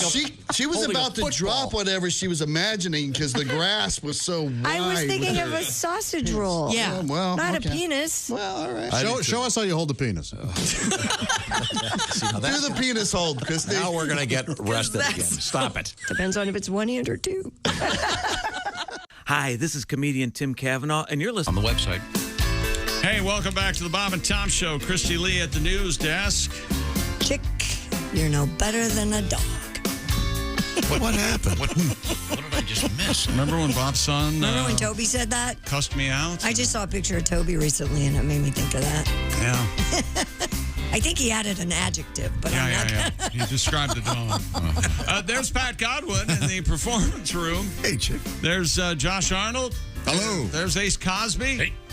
Willie Griswold on assignment. He ran to Starbucks for us. Because he's a good boy. Volunteered to do a Starbucks. I am Chick McGee, and here's Tom. Happy 10-4 day. 10-4, good buddy. All you Roger that. truckers out there. They still say that? Are there still CBs? Or do people just use their phones now? Oh, yeah, there's still CBs. Oh, okay. CB's still out there. It's doing its thing. Are there base stations? Do people still... I think we asked this question on the air before, and they, the purists, the ham radio operators, the CB people, they were miffed. I'm of sorry. course there's CB radios out there. I apologize. Yeah, they're talking to people all over the world. Certainly, we wish them all a happy 10-4 day. And, can you grab that, please? Hello, Bob and Tom Show. Hey, what's going on, you guys? Willie! Hey, Willie! Hey. Man, I'm having a nice morning. I feel like a regular guy just driving around listening to my favorite morning radio show. Well, that's great. I managed to pick up Ms. Pat's show out of Atlanta. I can get it on my phone. It's super funny this morning. Okay. She is having a blast. Thank you very much. Have you secured the Starbucks order yet? Yeah, it was actually really fast. To be honest, I'm actually in the parking lot, so I'll kind of come in. But I did spill some coffee on my white shirt.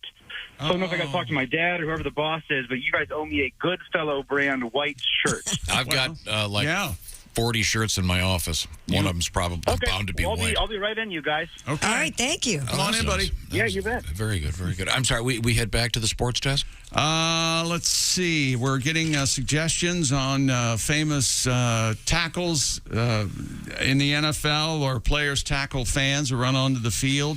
We had one last night with All-Pro Bobby Wagner, tackled a advocate for animal rights, apparently. Animal rights. And then we were talking about Mike Curtis of the Colts. That was a good one. And now I forgot about this one, but this James Harrison of the Steelers. At the time, the Defensive Player of the Year in the NFL. He body slammed a Browns fan who made the mistake of running onto the field. You can look that one up on YouTube if you'd like. And it's time now for Stupid World Record. A pumpkin weighing in at over a ton. That's 2,000 pounds to me and you. Jeez. Set a new U.S. record. According to the Buffalo News, Scott Andrush of New York broke the previous state and national records with a 2,554-pound pumpkin. The gargantuan gourd will be on display at the Great Pumpkin Farm Festival through October 16th. A grower in Italy holds the Guinness World Record title for the world's heaviest pumpkin with 2,702-pound squash. El Gordo, they call it. The 2,554-pound pumpkin is a U.S. record. Okay. The world record is in Italy. Yeah, these things are kind of gross. Yeah, they're just blobs. But the way they kind of sit. Right, yeah. It's like some, porno star with massive boobs lying on her back, and they kind of... Well, you know what I'm saying? I mean, that's... I don't know why. That's not a bad thing. No, well, but I mean... The way the kind of gravity affects them there. She has enablers. Feed me. I don't know about that. This thing could be a bust for Cinderella. Very, very big. And they're mostly water, right? Yeah. When these things go. Isn't that the key? You have to water. Yeah. Are they tasty when they're Thank big? you. No. No, they're. I've been told we have a guy that used to work here that would do this every year. Yeah, he was a world champion pumpkin grower, actually. Yeah, so very exciting. Yeah, and they don't carve well either. Apparently, when they're that big, so you're not going to make like a jacked jack-o'-lantern. Well, it would take you forever to get around the pumpkin. Sure. That's a day's trip. I can't really comment too much on this. Why? There are three things I've learned to never discuss with people: religion, politics, and the Great Pumpkin. That's exactly it. Okay. I see. What else have you got, Irvin? Stupid World Records. The London Marathon and Guinness World Records joined forces for the 15th year in a row to bring fun costumes to the streets of London. The 42nd edition of the marathon saw 34 possible record holders, including fastest marathon dressed as a mariachi musician. Okay. I'd like to see that with the big guitar. Fastest marathon dressed as a mythical creature female. Oh. That was broken by Christina Beadle, B-E-A-D as in dog, L-E, in a unicorn costume.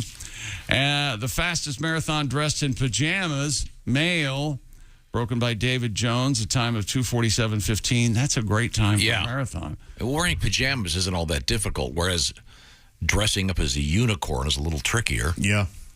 The fastest marathon in a 6-person costume. Whoa. Broken by Tristan Clark, Freddie Flanagan, Freddie Wright, John Lavelle, George Pearson, and Hugh Williams, a time of 4:25:12.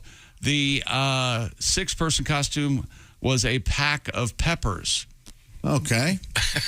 Sounds like a spot of fun, doesn't it? Pickled peppers? Not pickled peckers. Be careful.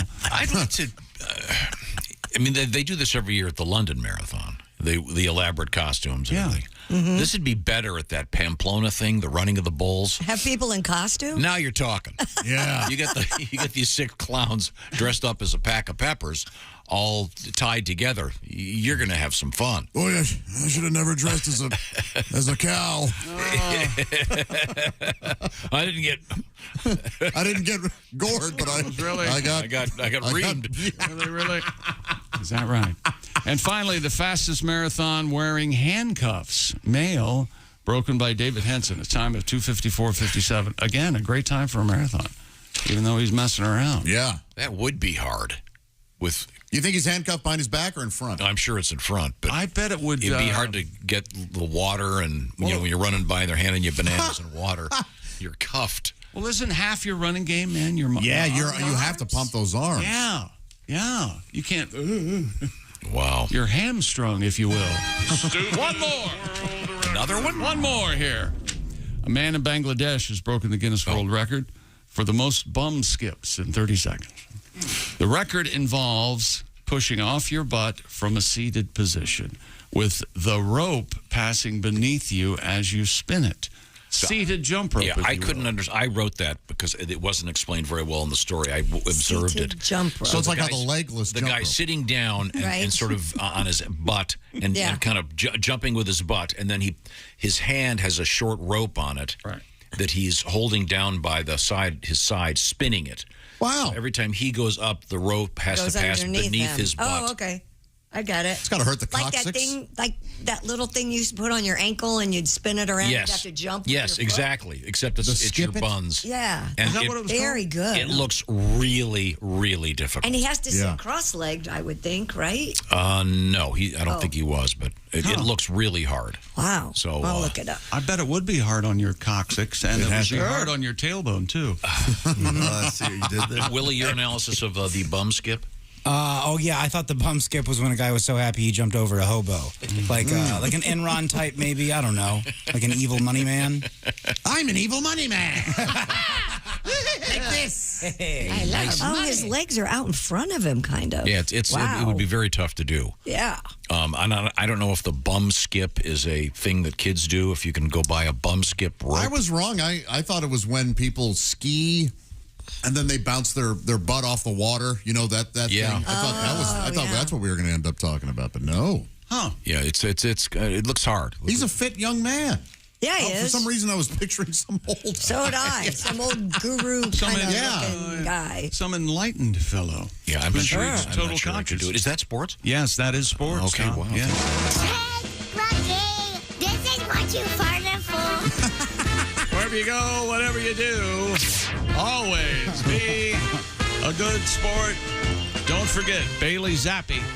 That's Bailey Zappi, quarterback for the New England Patriots. Hey, Chick, I've been having a couple issues with my eyes. Yeah. Will you give me a quick LASIK here? Yeah, come here. The left and right? Lean in. All Open right. up your eyes. To stare off into space. Yeah. Okay. Now the other one? Hold still. Yeah. My nose! Oh, no, you didn't get it. Lean over here. Let me do it. Oh, yeah. Okay. He's blind. Boy, oh boy. I like birds. And his brain. We got Josh. Christy, what's going on? Real quick, this reminds me. Do you remember the famous scene in Young Frankenstein where Gene Hackman is the blind guy? Yeah. Sure. I was reading an interesting trivia article about that yesterday. Just a companion. That when the Frankenstein monster, if you will, is exiting after meeting the blind guy, and there's this great touching scene, and then apparently Hackman ad-libbed the line, "Wait, I'm about to make an espresso. Apparently, the crew laughed so hard. They tried to do all these retakes, and they couldn't get a good one. But they were laughing. So that one, that's why it fades so quickly. Oh, gotcha. So the next time I watch, I'll have to look for that. We turn to the news desk. Look, it's the what? Christy Lee, who's about to be texting. Leave me alone. The Hall of Fame Christy Lee. What are you texting? About dinner this evening. Would you like to know where we're having dinner tonight? Yes. I don't know. That was the question. Wait a minute. Who's we? My nephew is asking. Oh. That sounds like a family thing, Tom. Yeah, it I does. guess we're not. Somebody get a girlfriend. Leave his aunt alone. She's got a wife. Well, he doesn't love her. You know, there are many films out there featuring sexy Oh, aunts. you guys. Right now, yeah. Hey, spam is rising in. I knew. Spam is rising in popularity. Hormel has sold a record amount of spam for 7 straight years, and 2022 is on pace to continue on that trajectory. It's good stuff. The company says it cannot make spam fast enough, Josh. They're increasing production capacity. 85-year-old canned block of meat is trending ingredient on TikTok and can be seen on menus at fine dining You restaurants. can't buy the 85-year-old can. No, of course not. The company's 85 years old. Say what you want about the name spam, but it's better than canned block of meat. Yeah. And do we know how the digital term spam came into play? No. I mean, someone says, "Oh, I got spam," meaning they got. I don't know. Oh, do you think it's because at one point people thought of spam as like something that was undesirable? That would be my question. Yeah, and obviously, it's not undesirable. It's selling like Heck crazy. yeah, according to CNN, So spam's delicious. popularity has risen thanks to fusion dishes entering the cultural mainstream.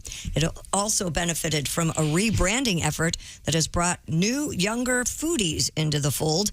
Robert Q, an associate professor of Asian American Studies at Binghamton University, said spam also, quote, has undergone a reputation makeover with Asian and Asian American chefs introducing spam to a new audience. It's huge in Asia. Yeah. Robert Q, of course, his dad, Robert Q. Lewis. So help me, I knew you were going to do that. Do you know what I'm talking about? No. Why would his dad have a hyphenated He was a famous No, he wasn't famous. game show guy. Yeah, he was famous for being on game shows. That's how he got famous. He's terrific in the movie Good Neighbor Sam. He's this great guy. I have I'm asking this question honestly. I don't know the answer. We've been hearing a lot about these faux meats lately. Sure. You know, Beyond. Yeah, like what is it, like Beyond Beef or Beyond Meat? Whatever it is. Impossible. Is there a faux spam? A faux spam? In other words, there is, yeah. It's called sham, and it's very soy-based. I'm just kind of curious. I was wondering if... Hello, Bob and Tom Show. Hey, Bob and Tom, it's Donnie Baker. Hey, Donnie. How are you? Am I alone? You say spam is making a comeback, but I didn't even know it went anywhere. Yeah, I'm with you. Well, because Spam and Hamburger Helpers and Beanie Weenies have always been a staple in our pantry. And Spam is perfect if you're a prepper like us. Because first off, you can eat the Spam, and then you can use that Spam jelly for lube if you're low on astroglide. Oh, jeez. Donnie. Swear to God. Well, all us bakers are preppers, and we got enough food and supplies to last us 3 years if that Dick Putin ever tries anything. Hell, I got a 4-year supply of rubbers just in case stuff goes really sideways. Really? There's nothing worse than being held up in your underground bunker, Tom, with your first hottest second cousin Gretchen, only to find out you're out of rubbers 1 year. And if we ever have full-blown, like, real nucleoid war, I've still got a bunch left over N95 masks and a bunch of pairs of Tannenberg goggles and Angel Skinner left over here. Oh, nice. I mean, my bunker's awesome, man. It's like a textbook man cave. I got a dartboard and a TV. We got 2 beds, just in case I land twins. I got a jam box on my old tapes. Willie, you'd love it. I got enough Denny Moore beef stew to fill up our inflatable hot tub. Nice. Wow. Yeah, I got boxes of Jell-O, too, just so the twins can wrestle if they get bored. I've thought of everything. My Uncle Junebug, he had himself a nice bunker, too, loaded up with all canned goods. But when COVID happened, he locked himself down there and was dead in less than a month. Oh, I'm sorry. Did you get COVID? No, he just forgot to bring a can opener, Tom. I think he starved to death, but he didn't leave a note, and also he forgot about air vents. Oh. Anyway, better hop off here. I'll go check the expiration date on them rubbers before all hell breaks loose with the commies. I'll go. The commies? The word preppers Yes. has changed its meaning. Yeah, back in your day, you were the preppers. My weren't you? high school, we were the preppers. And what did that mean?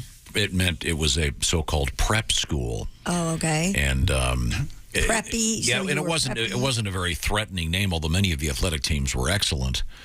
It wasn't like you're the Fighting Rams, or the Devils or whatever. But now prepper means someone who's got like a bomb shelter. Preparatory school, did that mean that you were preparing for college or you were preparing for life? College, I think. I think it was like a college thing. Yeah, so it was just. But the word has changed its meaning. It's like the word partner, which used to have a much different meaning than it does now. Typically now it refers to like a life partner or a love partner rather than a business partner. Right. So a prepper now is somebody that's waiting for the end of the world, basically. Well, they're preparing for it. Preparing for Right. whatever they've got. Have you ever been in a legit bomb shelter? No, but I saw the story on CBS Sunday Morning the other day. They're really making a big comeback.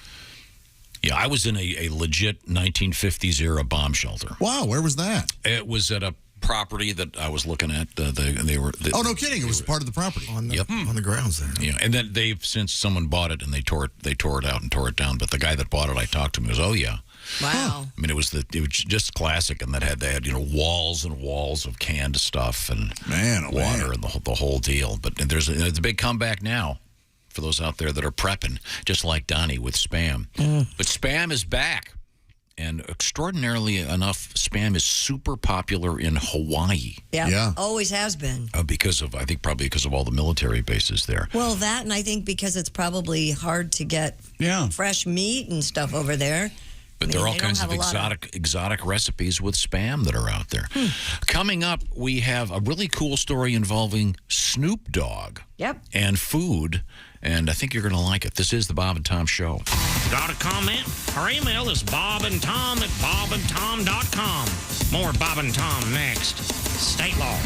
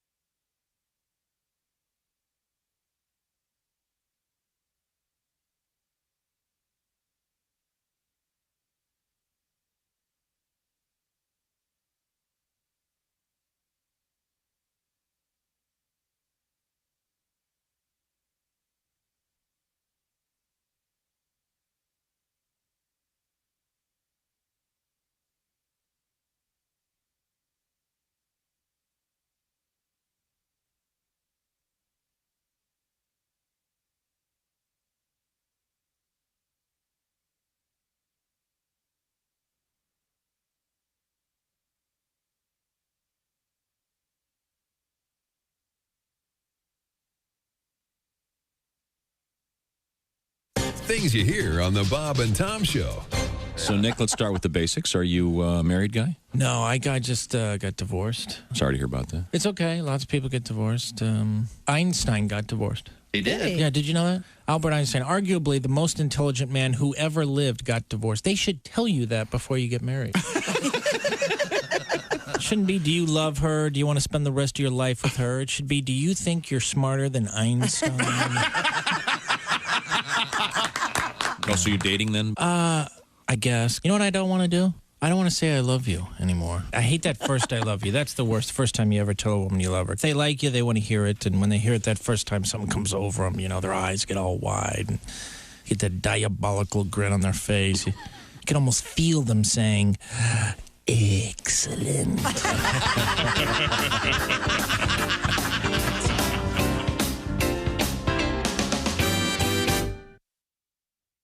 Bob and Tom 24/7.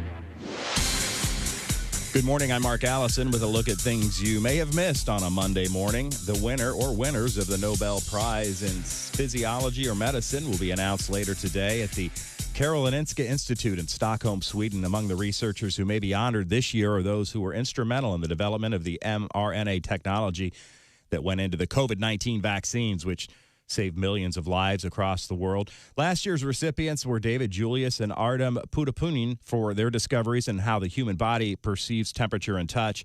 The Medicine Prize kicks off a week of Nobel Prize announcements. It continues Tuesday with the Physics Prize, Chemistry on Wednesday, Literature coming up on Thursday. The 2022 Nobel Peace Prize will be announced Friday, and the Economics Award later on October 10th. U.S. officials vowing to unleash a massive amount of federal aid in response to Hurricane Ian as the death toll rises amid recovery efforts.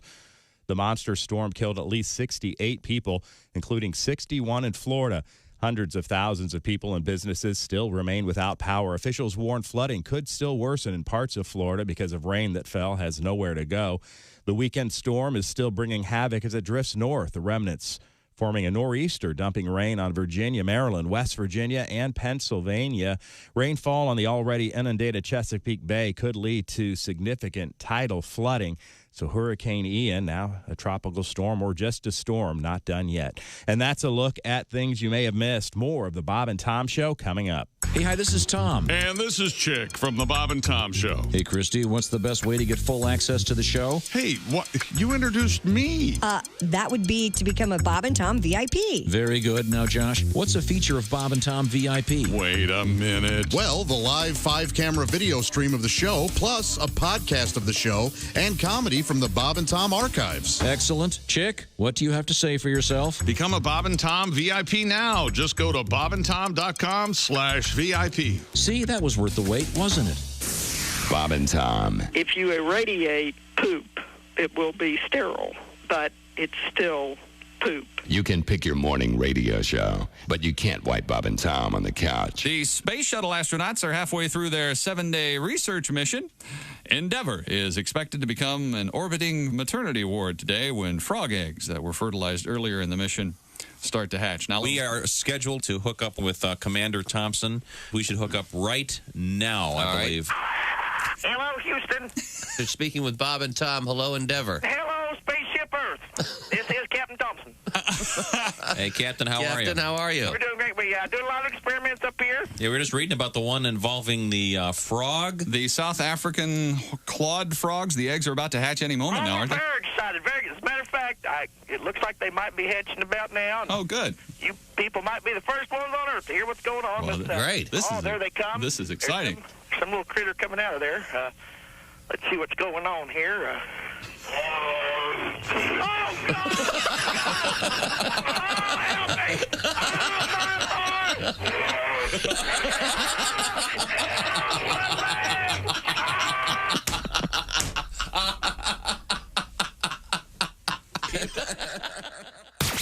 You're listening to Bob and Tom 24/7. Don't! The Essential Morning Radio.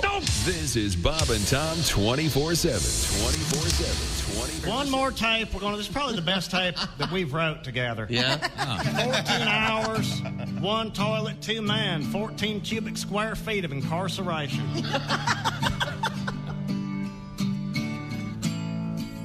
It's a good boat.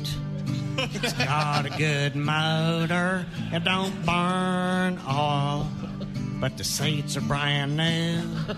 Need some fresh paint, but just on the left side. I'd act quick on it if I was you. Plus you get a free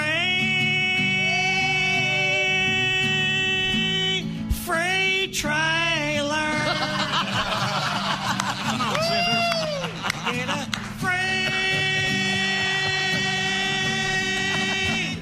free trailer.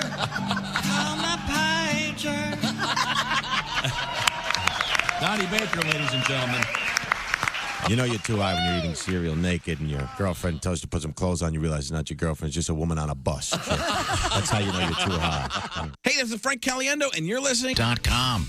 Welcome back to the Bob and Tom Show. Christy Lee at the news desk. Hey. Hey, there's Pat Godwin in the performance room. Hello. There's Josh Arnold at the upside sidekick chair. Hey, dude. Ace Cosby. Hey. Manning the track phone hotline hot phone. Willie Griswold is here. Hey. He's bemoaning the fact he has a stain on his white T-shirt now from getting us coffee. Technically That's not the least of his worries. Sorry, that's workman's comp. Yeah, Christy has an issue. I'm Yes. Chick McGee, and here's Tom. Okay, I've got some letters we have to get to. We were talking about the fact that today is the 4th of October, thus the month being the 10th, 10-4 day. So we once again celebrate all those great people driving trucks out there. I would like to apologize to many truckers if you're passing through our part of the country. The geniuses who run the highway system decided not only to fix one of the freeways, but 3 of them at the same time. So the detour they send you on is also under repair. Well, That's not a joke. Good move. Yeah. And I don't think that's exclusive to here. I think that happens all over the country. And if you're going to do a major repair, you don't Just saying. No, you don't send them on a detour where they're also doing a major repair. But hey, just remember, the one highway that is open, it's impossible to get on it. So it's no big deal, right? It's okay. Don't you have like back ways to go? And they've cut them all off. They really have started repairing all the back ways at the same time. Shortcuts. I guess. It is kind of frustrating. And they're building a building in this one place. I don't know who sucked off the mayor on this one, but they keep blocking the road to build this piece of crap. That was wild. Where's that? Just south of the vote. Somebody's getting paid off. I got a question for you, Tom. Yeah. What the hell are you thinking? I'm so sick of that every day. He used to listen. Yeah. Yeah. I think he's going to have a big proclamation. What did today, I too. say? I'll wear a pig suit, and now that's out of the... I'm just saying, Boy, do they have to cut the road off every day? Thanks for nothing. Sorry, Got a bunch of interesting letters. The first one involves the fact that it's 10-4 day. Okay? Yes. I received a nice picture of a truck driver on Twitter on his CB. We should start like the top 10 countdown of the longest setups. Now, this one, I forget what you mentioned first. But then, blah, I was apologizing to truckers for the bad highway system design that they're doing right now. Okay, it's 10-4 Shout out to Alan driving right now. Christy? Yes? I want you to identify this song. Ow. What hurts my ears for 30? Here it comes. Again. Sorry. I was going to hit the post.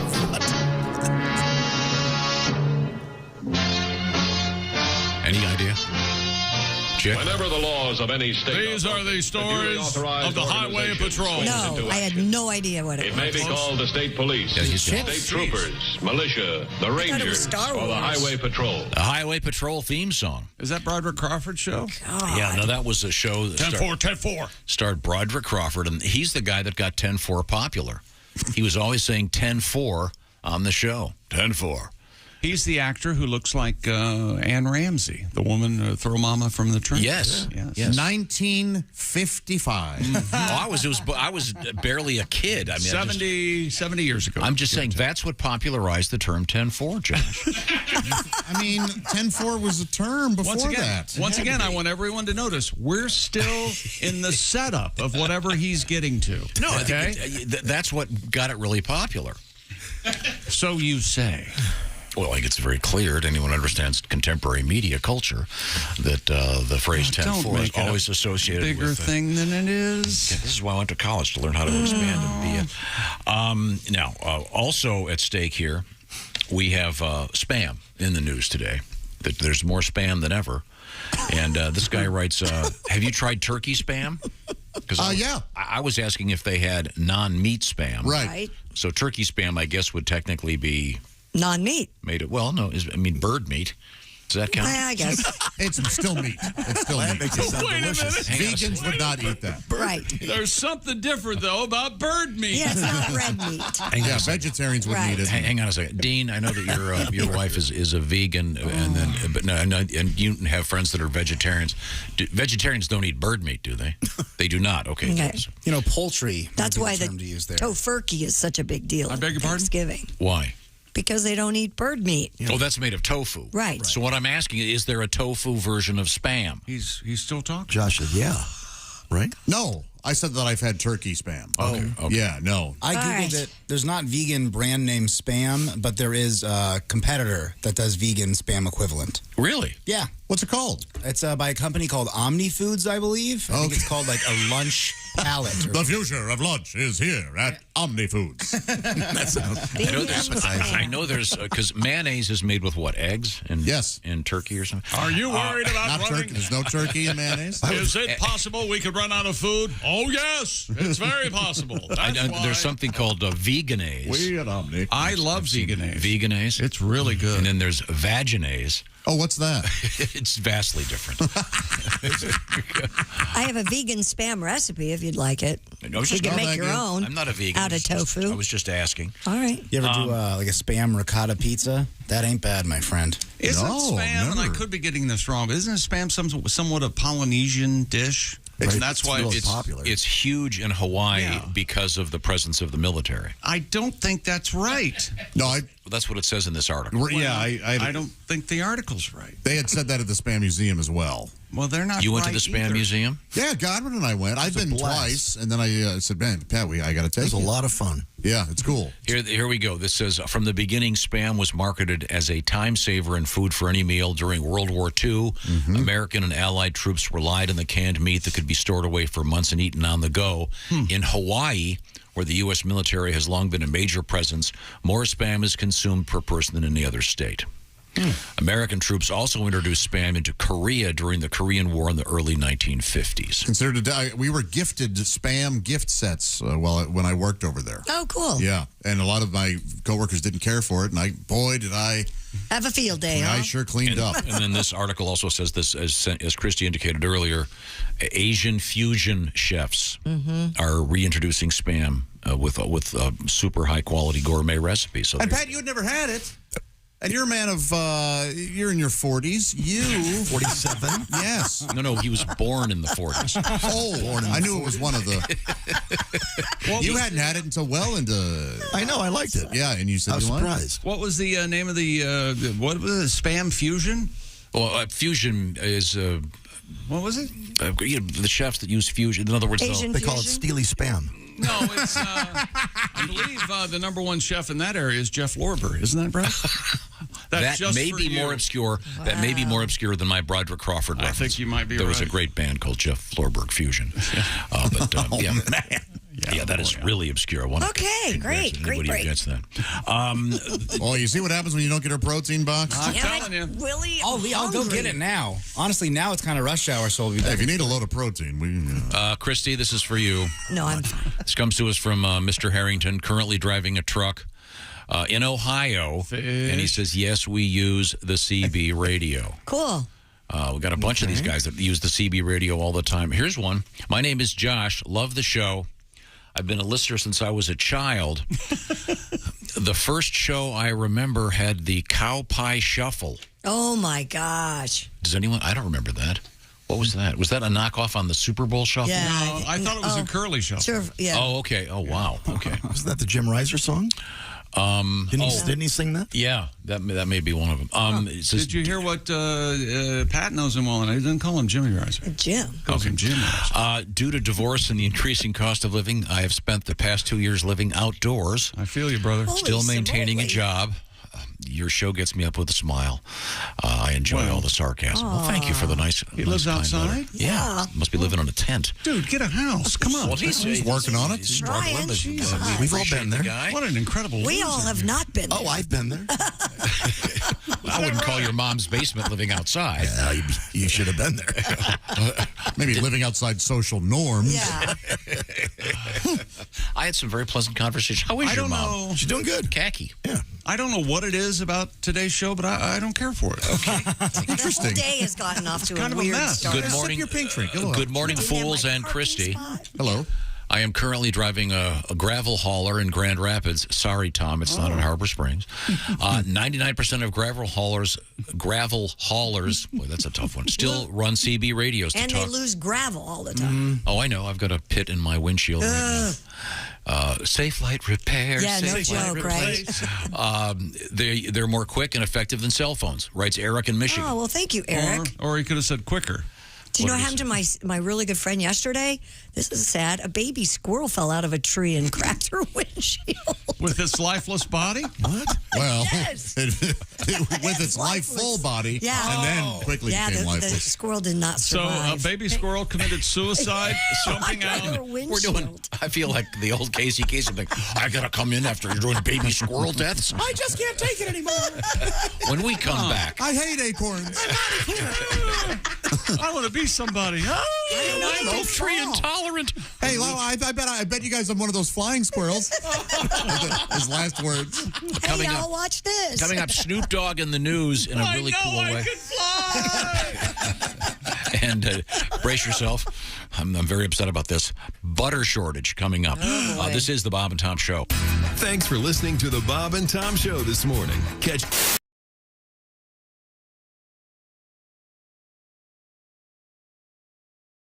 Hey, it's Josh, and of course... Hi, Chick McGee, everybody. Your chance to win a Mini Max Big Green Egg for Bob and Tom and Big Green Egg. Each week, someone will win a Mini Max Big Green Egg. It's the Bob and Tom Show Pigskin Pick'em, powered by the Big Green Egg. Go to bobandtom.com/contest on the computer. And Is that where you go? Are we eligible?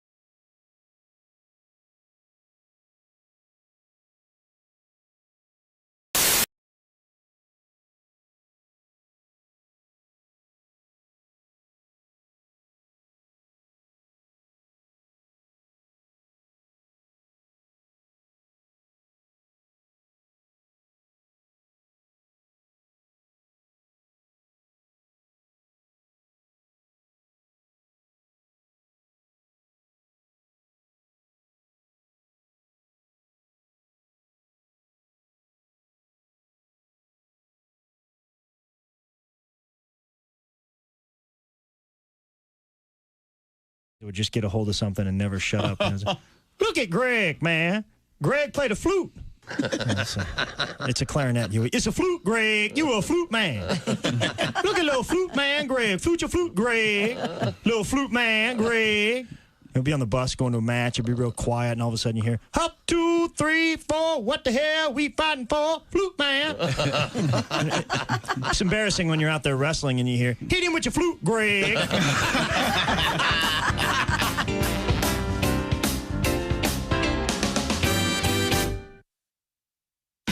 This is Bob and Tom 24/7.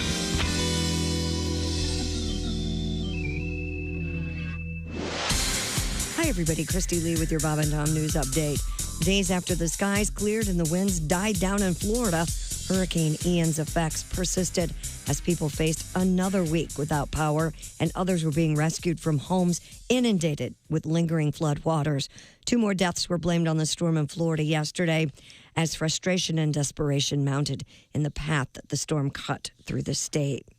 As California's drought deepens, more rural communities are running out of water. Heavy pumping depleting groundwater supplies that are not being replenished by rain and snowmelt. More than 1,200 wells have run dry this year statewide, a nearly 50% increase over the same period last year. The groundwater crisis most severe in the San Joaquin Valley, the country's most productive agricultural region. And speaking of agriculture, it's the really, really, really great pumpkin. A 2,554-pound pumpkin grown in western New York has set a new U.S. record for the heaviest such gourd. The big pumpkin weighed in at the Great Pumpkin Farm in the Buffalo suburb of Clarence, New York. Scott Andis's entry in the contest broke the previous national mark of 2,528 pounds. And that's your news. I'm Christy Lee. More of the Bob and Tom Show on the way. Think you know your pro football and want to put your knowledge to the test? Then play Pigskin Pick'em every week at bobandtom.com. This is your chance to win a Mini Max Big Green Egg. Just pick the winners of this week's pro football games and you could win a Mini Max Big Green Egg. Head to bobandtom.com/contest and play Pigskin Pick'em with the Bob and Tom Show. Hi, this is Nick Griffin, and you're listening to Bob and Tom 24/7.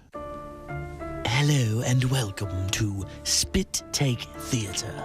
This week's Spit Take Theatre presentation, The Important Meeting.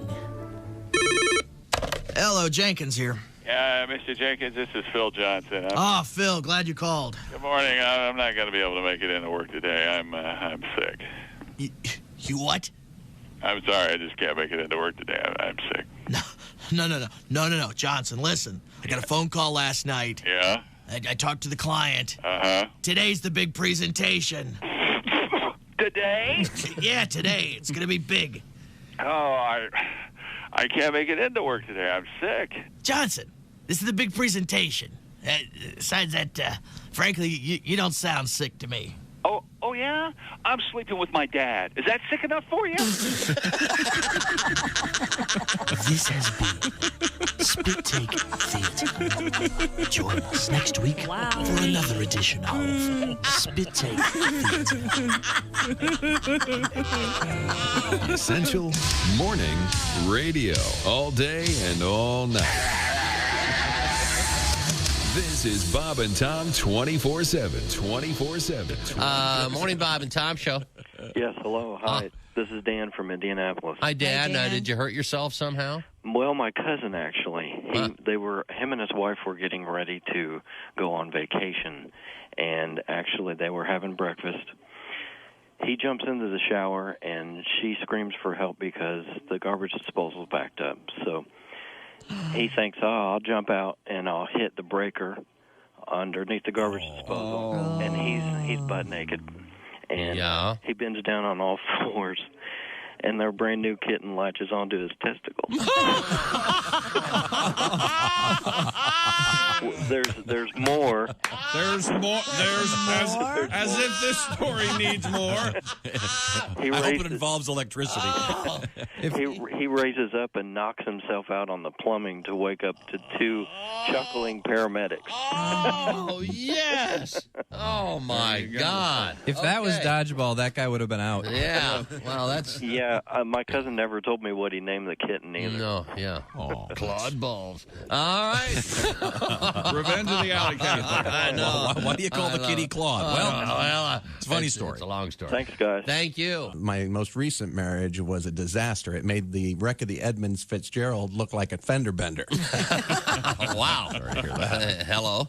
And you remember Lord's famous line about gun control. Yes. The relationship taught me a lot. It taught me they won't sell you a handgun if you're crying. Good morning, sunshine. Bob and Tom 20.com. Hey, welcome back to the Bob and Tom Show. Christy Lee at the news desk. Hey, Chicky. Yeah. Well, that has to stop. There's Pat Godwin in the performance room. Hi, chick. Hi, buddy. There's Josh Arnold at the upside sidekick chair. Hey, chick. Hey, man. There's Ace Cosby. Hey. Manning the track phone hotline hot phone. There's Willie Griswold. Yep. Started a dangerous precedent this morning. He ran to Starbucks. Jiffy. Twist my arm. I'll leave work every morning. I'll get donuts sometimes. Donuts. I'll go across state lines, get fireworks and cheap cigarettes. I'll do whatever you want me to do. I'm Chick McGee. And Illinois. A couple things. I was asking what the name Spam came from. Yes. I doubt if this is the case. This person suggests it stands for spare parts of animal meat. That is not the case. no. And you were asking primarily regarding the email spam. Yeah, I was wondering. I know where it comes from. The term spam with reference to email you don't want. What is It's pork shoulder and ham. Sure. That's what they call it, yeah. And they kind of switched it around and spam. Oh, I see. Okay. Yeah. So that's a legitimate answer. Right.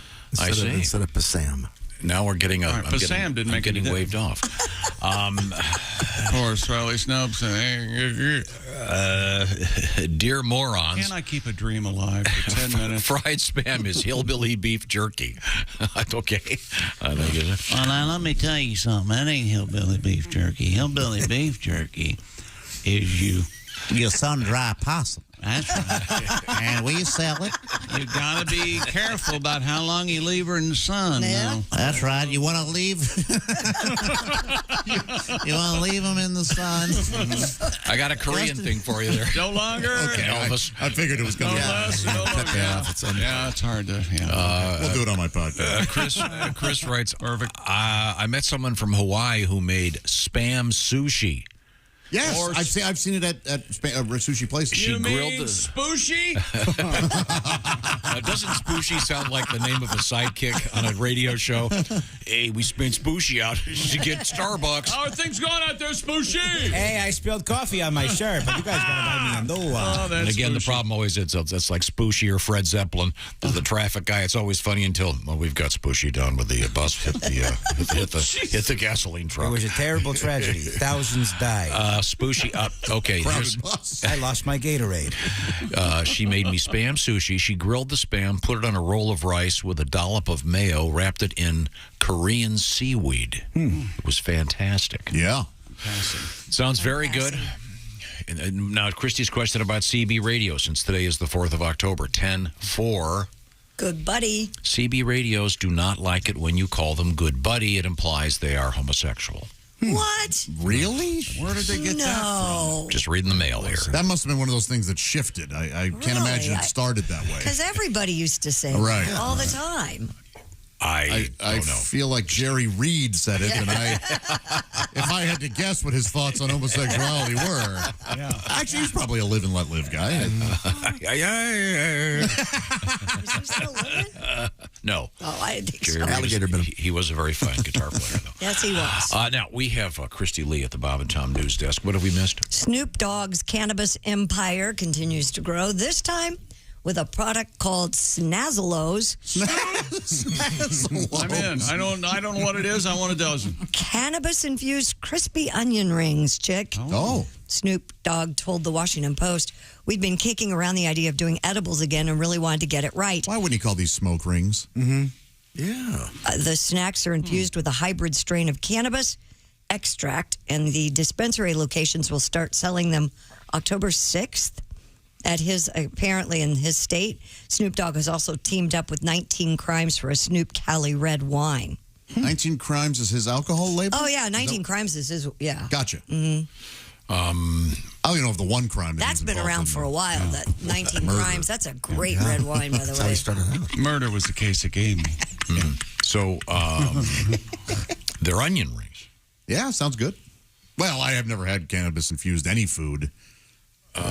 Would it be... I ate it on accident once when I tried to light... Go ahead. We're here for go ahead there, Dickie. It was a one-hitter, and I was like, this thing, I can't get this thing lit, and they're like, you have it backwards in your mouth. And most of it had gotten into my mouth. You got the, Scooby snacks there? I was very drunk. Would it be considered a social faux pas if at the luncheon we're all going to today, I came in with a sack of onion rings? That'd be so That'd be fine. That'd be on brand for me, though, right? And you were just stoned to the bejesus belt? Oh, that chick. He's high AF, and he's got onion rings. Chick, we can't both be stoned, man. That's right. It's cool. So, are they... I think these onion rings, I think you're going to... They're like... like Funyuns. Yes. Basically. Like Funyuns or pork rinds or something like dried. that. They're dried. Oh, they are? Okay. Yeah, they're not... You don't cook them? You don't cook them in your air fryer. I see. Yeah. Right. Yeah, so putting the true fun for some in Funyuns, I guess it would be. Yes. Willie, what happens here? Do they remove cannabis from like the actual plant, or do they sprinkle the plant in these foods? They remove it from usually they make it into a butter. Butter. Yeah. So, I see. Or an oil. Or you use hash oil. Yeah. That's how they make gummies and such. All right. Well, this is a perfect segue. We got butter That's in right. the news today. And by golly, we're facing a butter shortage here in the United States ahead of our busy baking season. According to the Agricultural Department, lower milk production on U.S. dairy farms and labor shortages for processing plants have left butter reserves at their lowest since 2017. Figures from the Labor Department show the cost of butter soaring nearly 14% in the last year. They got an ad. It shows Marlon Brando and Maria Schneider. Yeah, they do. Sure they do. Yeah, they do. Going, don't waste butter. The Wall Street Journal reports producers are trying to squeeze out more sticks ahead of the holidays, while some concerned consumers are already stocking up. Well, now we're not helping. And now there will be a shortage. Yeah. Time to raid Amish country. They're not going to be expecting it. We can announce it. They're not going to hear it. I don't know. They've got some pretty strong Amish out there. Yeah. Oh, sure. I'm just saying they won't know it's coming unless. Oh. Right? Well, the kids are listening to the radio. They'll know. Hey, Dad, they're coming for our butter. Yep. You guys want to know the top 5 onion rings in the restaurant world? Yes. I'm still concerned about this running out of butter thing. I mean, We're not going to run out of butter. It's okay. The dairy farmers right now are staying up to make butter. Yeah, they're churning. They love us. I don't want a margarine ball turkey. No. You want a butterball. Yeah, that's for sure. I can't believe it's a butterball turkey. Yeah, I can't believe it. Hey, Country Crock's got a pretty good product out there. Would you consider this the butter season? Sure. The baking season begins. To everything, churn. There is a season, churn. Where were you, Pat? I was there. I didn't think that was a good one. you were there and you went, no thanks. That's not true. I wasn't there. Okay, well, let's Should we get to, you want to do Chick's list on onion rings, Tom? Well, we have to come back with that. And then we have Kostaki first. And Coming up, Kostaki Economopoulos with our NFL report. A couple of quick things. Josh is going to be in Toledo this Friday and Saturday at the famous Funny Bone. Who's come to see me? Great live stuff. Willie, Not this is me. interesting. Starting on Thursday night, Willie and Greg Hahn will be at the Burlington Memorial Auditorium, Burlington, Iowa. Friday, that same duo at the Dubuque Diamond Joe Casino. Burlington for Burley Boys. And then Saturday, the 8th of October, Cedar Rapids at the Olympic Theater. So some great shows with Willie and Greg Hahn. You want to go see the Burley Boys? Yeah. We them Burley Boys. All right. Now, give me the teaser, Christy Lee. well, coming up, we have Halloween candy, state by state, the most popular. We also have sex dolls, and best breakup songs. Oh, I would like to hear Sex Bomb, actually. When we come Sex Bomb? Okay. Right now, I want to talk to you about our friends at Roman. In this digital age we live in, Roman has become the digital health clinic for men. No waiting room, no hassle. You just sit there and grab your phone, grab your computer from your own house, wherever you are, and get this done with Roman. We've been talking about Roman for years here on the Bob and Tom Show. A lot of healthcare goals you may have out there. Well, you get started with Roman by completing a free online visit with a U.S. licensed healthcare professional. They'll work with you to find the best treatment plan. If the medication is appropriate, Roman ships it directly to you in their famous discreet packaging and their famous free 2-day shipping. And here's a new one. Roman has a special offer for Bob and Tom Show listeners. Generic Viagra, it's also known as sildenafil, is now just $4 a dose. $4? That's less than that cup of coffee that I just had. It's less than maybe a magazine you might grab at the newsstand. And that's, once again, I'm talking about generic Viagra. Once again, it's the other name for it is sildenafil. $4 a dose. Find out more. GetRoman.com/BT show. That's GetRoman.com/BT show. ROMAN. GetRoman.com/BT show. Generic Viagra, also known as sildenafil. $4 a dose. When we come back, we'll get a dose of sports and football from Kostaki Economopoulos. This is the Bob and Tom Show. Hey, this is Henry Phillips, and you're listening to Bob and Tom 24/7. Well, what else would you be doing with your time?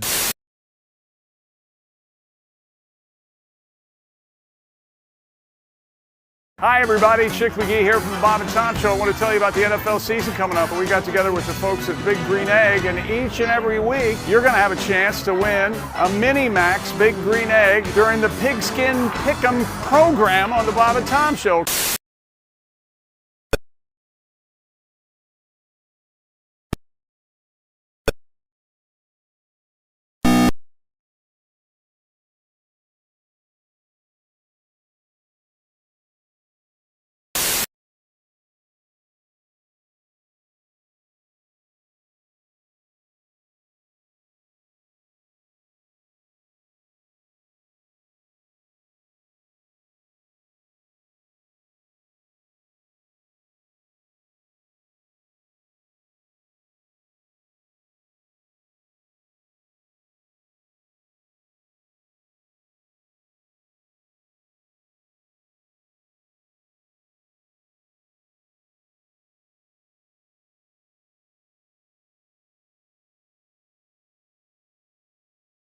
Say it to my face. Oh. Swear to God. Cool. Hey, Josh, let's say someone talks smack about you on Facebook or Twitter. Sure.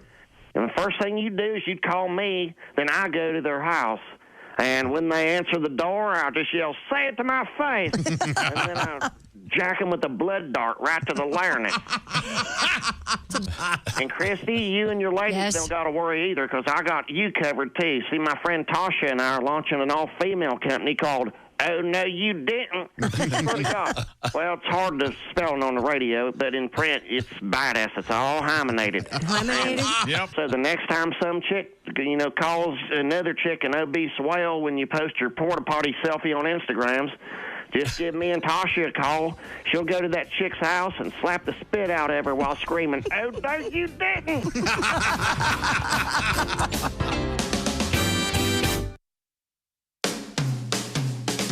Bob and Tom 24/7. It's not on air. It's online. Bob and Tom 24/7.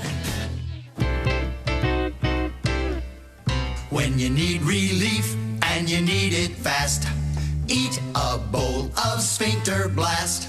Hi, I'm Harry Kalanick Jr. for the new high-fiber breakfast cereal, Sphincter Blast. One 10-ounce serving contains more fiber than a log of New England birch firewood. Sphincter Blast. Some cereals shoot for the moon. We shoot for Uranus. Just say to your grocer, snap, crackle, plop. Tell them Harry Kalanick Jr. sent you, and watch for my BMTV special. Harry Kalanick Jr. Unplugged. Sphincter Blast in the big brown tapered package. That's, of course, so the box won't slam shut. It may sound corny, but Sphincter Blast is hip, cool, and it's solid.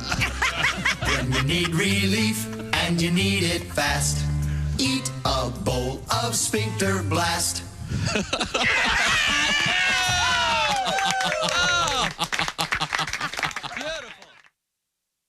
This is Bob and Tom 24/7. Comedy, guests, Bob and Tom exclusives, and it's here on the internet. Bob and Tom 24/7. Jeff Rothpan, so you're in airplanes all the time. You ever get the pilot who talks the whole time? Oh, yeah. And he thinks he's like a radio guy. He thinks, hey, everybody, is there your captain here in the cockpit? Like, where else is he going to be, in the bathroom? Of course he's in the cockpit. And they're always telling us how many feet we're going up. I never understood that. Why are they telling us how many feet we're flying up? Mm-hmm. Because I'm a passenger, and he's busy going on about, hey, we're going to be going to altitude, 36,000 feet. Hey, I'm a passenger. Just go above the mountains and the trees. That's all I know. That's all I need. That's all I know. Go high. What do I care? I'm not writing this down. 33 or 36,000. What the hell? What did he say? I was playing in Miami, and RuPaul was real big at the time, and a lot of the staff was gay at the club, and they were going to go at like 3 in the morning to this huge gay bar to see RuPaul. And I was like, all right, I'll go. And so I go down there. I mean, it's like 2,000 people. And mostly gay men. And I'm sitting there by the record machine. And the ugliest guys there hit on me. I mean, ugly pimples, fat guys. I'm like, you know what? Gay people drink too. You were a 2 in the morning pull, man. Man, he looks good. Just the fact that you went, okay, I'll go. The Detroit Pistons, former champs of basketball. I have so many souvenirs, it's hard to list them all. I have piston pants. I have piston shorts. I have piston beer mugs. Sometimes people don't even notice. I have piston ashtrays. I have piston shoes. I have piston basketballs. When I dribble, they do too. Hi, fellas. This is Floyd Tucker, the over-the-road trucker. You're listening to Bob and Tom. Welcome back to the Bob and Tom Show. Christy Lee at the news desk. Hey, chick. There she is. Pat Godwin in the performance room. Hello. Josh Arnold at the upside sidekick chair. Hey, Chickster. Look a little forlorn there for just a second. Just reading some interesting stuff. Oh. There's Ace Cosby. Hey. What have I told you about reading? That it's bad for my brain. It's a dead end. There's Wilbur. Reading sucks. That's right. Willie Griswold over there. I'm Chick McGee. The printed page is the Devil's Workshop. Makes the mind wander.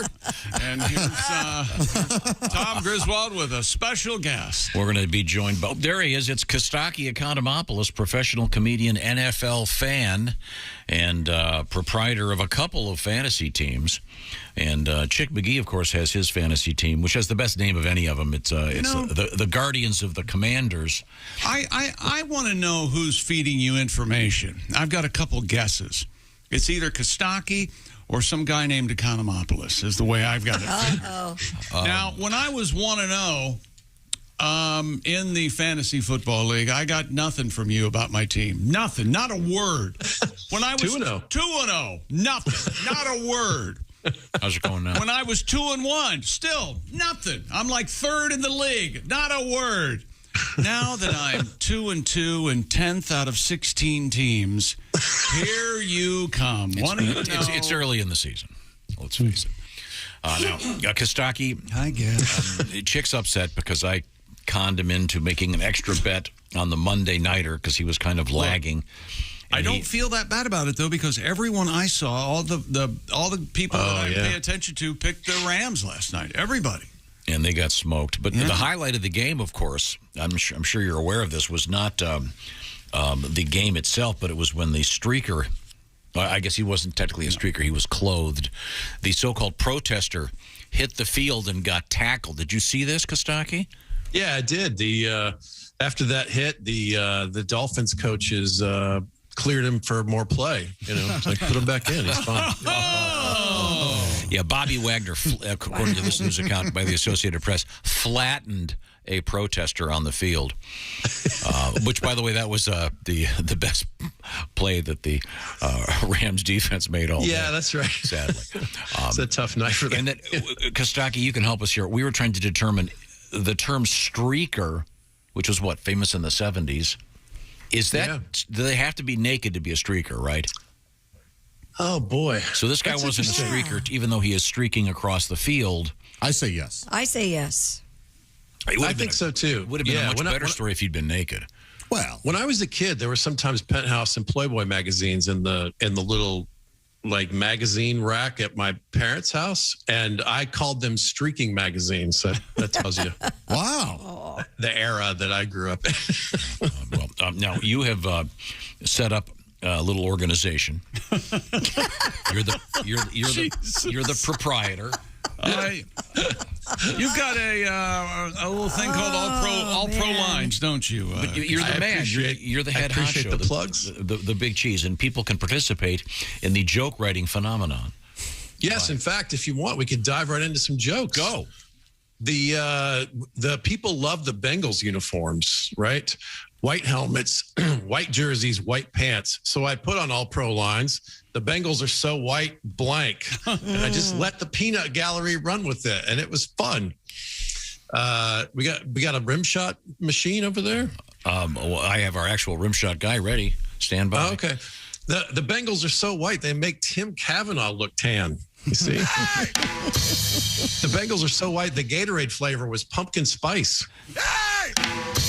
The concession stand served potato salad with raisins. What the hell's wrong with potato salad and raisins? The Bengals are so white they should play at a gated stadium. They think mayo is spicy. They piled on you and me in this organization, Tom. The Bengals are so white they live in Tom Griswold's neighborhood. Somebody submitted. They like Tom Griswold's sense of humor. Casey Funky wrote they bought tickets to a Kostaki show. Sorry. Their profile pic on Tinder is them holding up a fish. Mm-hmm. They know all the words to Sweet Caroline. These are incredibly racist, Gustavo. They watched the entirety of the Queen's funeral. They were white, you see. The cops gave him a warning. They put ranch on everything. It goes on and on. These are I like these. They're very good. You can see them all if you go to All Pro Lines. Is that correct on your favorite social Yeah, media and you can write them. Once in a while, we do these fill in the blanks, and sometimes people just go bananas. It's fun. What's the problem with raisins and potato salad? Are you kidding? Potato salad? It is terrible. Chicken salad, it's delicious. It's not acceptable in that. No, I like raisins when they're not in things like chicken salad and potato salad. I like them in. Do you like grapes in your chicken salad? No, keep it all out of there. That's a savory food. Yes, and chicken salad, raisins, grapes, walnuts, eggs, the whole deal, man. Eggs are fine. Bring them. Chicken, mayo, celery, maybe bacon. The rest can kick rocks. Get out of here. You're not supposed to. You're not supposed to put sweet things in with meats. Exactly right. That's exactly. Wait a minute. Said the foreigner. That's right. As a matter of fact, I don't think he's legally here. Really? They call him green card. Look at him get nervous. Look at him. Why you gotta? Speaking of nervous, there's a lot of talk about concussions this week in the NFL. I saw the list of symptoms: confusion, can't recall events, clumsy movement, irrationality, irritability. And I thought maybe Caroline Ray has a concussion. His ex, the baby mama, she was just here, Kostaki, and she spoke very highly of you, both on and off the air. She's good. She's hilarious. We had a bunch of people. If anybody could take a joke, it's a comic. I went to see her, and she just knocked out of the park, according to a bunch of our listeners. So, but she's a really good stand-up comic. She was very kind about you. Yes, she was. That's nice. I'm happy to hear that. And she had a hilarious joke that I'll let her tell you about something in your life. Oh, in my life? Oh, I haven't heard that. Oh, it's great. But she did say it'll be on my TV special that she's filming. That's always nice. I love getting texts from friends like, dude, I just saw your ex. She's trashing you on so-and-so. No, she's not trashing you, actually. It's a very complicated joke, but it's actually kind of favorable to you in an odd way. I'm even more nervous. Farther from the truth. You think? Yes. An awkward. Okay. Sorry, Kostaki. Well, that's all right. The Amazon game crew was criticized for not talking about Tua's concussion in the moment. People are always mad when Amazon doesn't deliver right away. I got kind of irritated by that because why are they? Because I'm an anti pregame, anti postgame. Just show me the game, okay? I have my own thoughts. Right. Leave me alone. But now they have people who are reviewing and criticizing the pregame shows. Yeah, and the announcement. Oh my God! Crazy. So I think they should have somebody reviewing the people who are reviewing. Yes. Game shows. I've always thought that about critics. Like, really, why don't you try doing it? Yes. You have any idea how hard it is to do a thing? Who's watching The Watchmen? Well, no, I've always said that this is an idiotic argument, but here he is. The journalists that have ever played the game should have to stand in the 50-yard line and have three guys run at them full speed and full pass. Yeah. Howard Cosell said you don't have to play the game to understand it and be able to. Okay, but I think it's a little bit different when you've been creamed by a guy. I don't think it is. War correspondents are often in the line of fire. Sure. So why wouldn't sports correspondents be? Okay. The coming changes to the concussion protocol are going to include the phrase "gross motor instability," which was my first rap name. GMI, baby! GMI. And then later I changed it to white noise machine. I thought that was more appropriate. Well, that's good. I like that. The unaffiliated neurotrauma consultant that cleared Tua to return to the game last week has been fired. Yeah. But Antonio Brown's therapist still has a job. I don't know if that seems fair. Did you see the story about the swimming pool and the? Yes, of course. Yes. Antonio video. He was in Dubai, and apparently he mooned a lady in the pool, then he whipped it out and did his impression of the Loch Ness monster. And monster is the key word. Yes. The photograph I saw was a gifted man. Oh, he should have been in the league. What do you think? 12, 13 years? Is that right? Well, we think he might have been stretching it a bit. Oh, that's right. Yeah, he was really stretching it out. But still, even with that, still, I could stretch it to that length. No, you couldn't. You chump. I think OnlyFans is the next team he'll be playing for. He's still an offensive threat, that guy. He needs to expose himself to some therapy is what he needs. Antonio Brown is actually part of the pilot program, Douchebags Without Borders. It's exposing himself to strangers. I thought he was a rapper, not a comedian. What's happening? All right. At least flag him for illegal use of the hands in the pool there. That seems In the pool there. in the pool. Norm McDonald. That's a fair. Hunt for Red that's fair. October. Yeah. Stupid whore. Hey, a streak, you're wearing clothes. We had the first receiving score ever by a Jets quarterback this weekend. Unless you count that time a chick was with Joe Namath and a strap-on. Wow, that is a Right through rough. the pantyhose. Right through the pantyhose, he said. So now you're referencing the fact that Joe Namath did a pantyhose commercial, in like 73? Oh, no. These references are too old for Tom Griswold. Yeah, I know. I'm just trying to help the listener fill in the blank. You've got I sodomy. got a funny tag on this from All Pro Lines. Now Namath refers to that as a reverse mortgage. Oh, nice. Poor guy, just trying to make ends meet. Yeah, that's right. Poor guy. Yes, he's a sympathetic character. All right, he is. You know who has a better arm than Brett Favre? The law. Yeah, what do you think's going to happen there? I mean, there's something going on, right? And It is ugly. Every time I read an article, it's like, oh no, there's another turn to this that's really. It makes me miss the simple fun of the dick pic scandal. This story He is hasn't gonna, been charged with anything, though, right? No, not yet, but it's Certainly coming, not. man. It was It's just- ugly. Okay. He'll sign a few autographs. He'll be all right.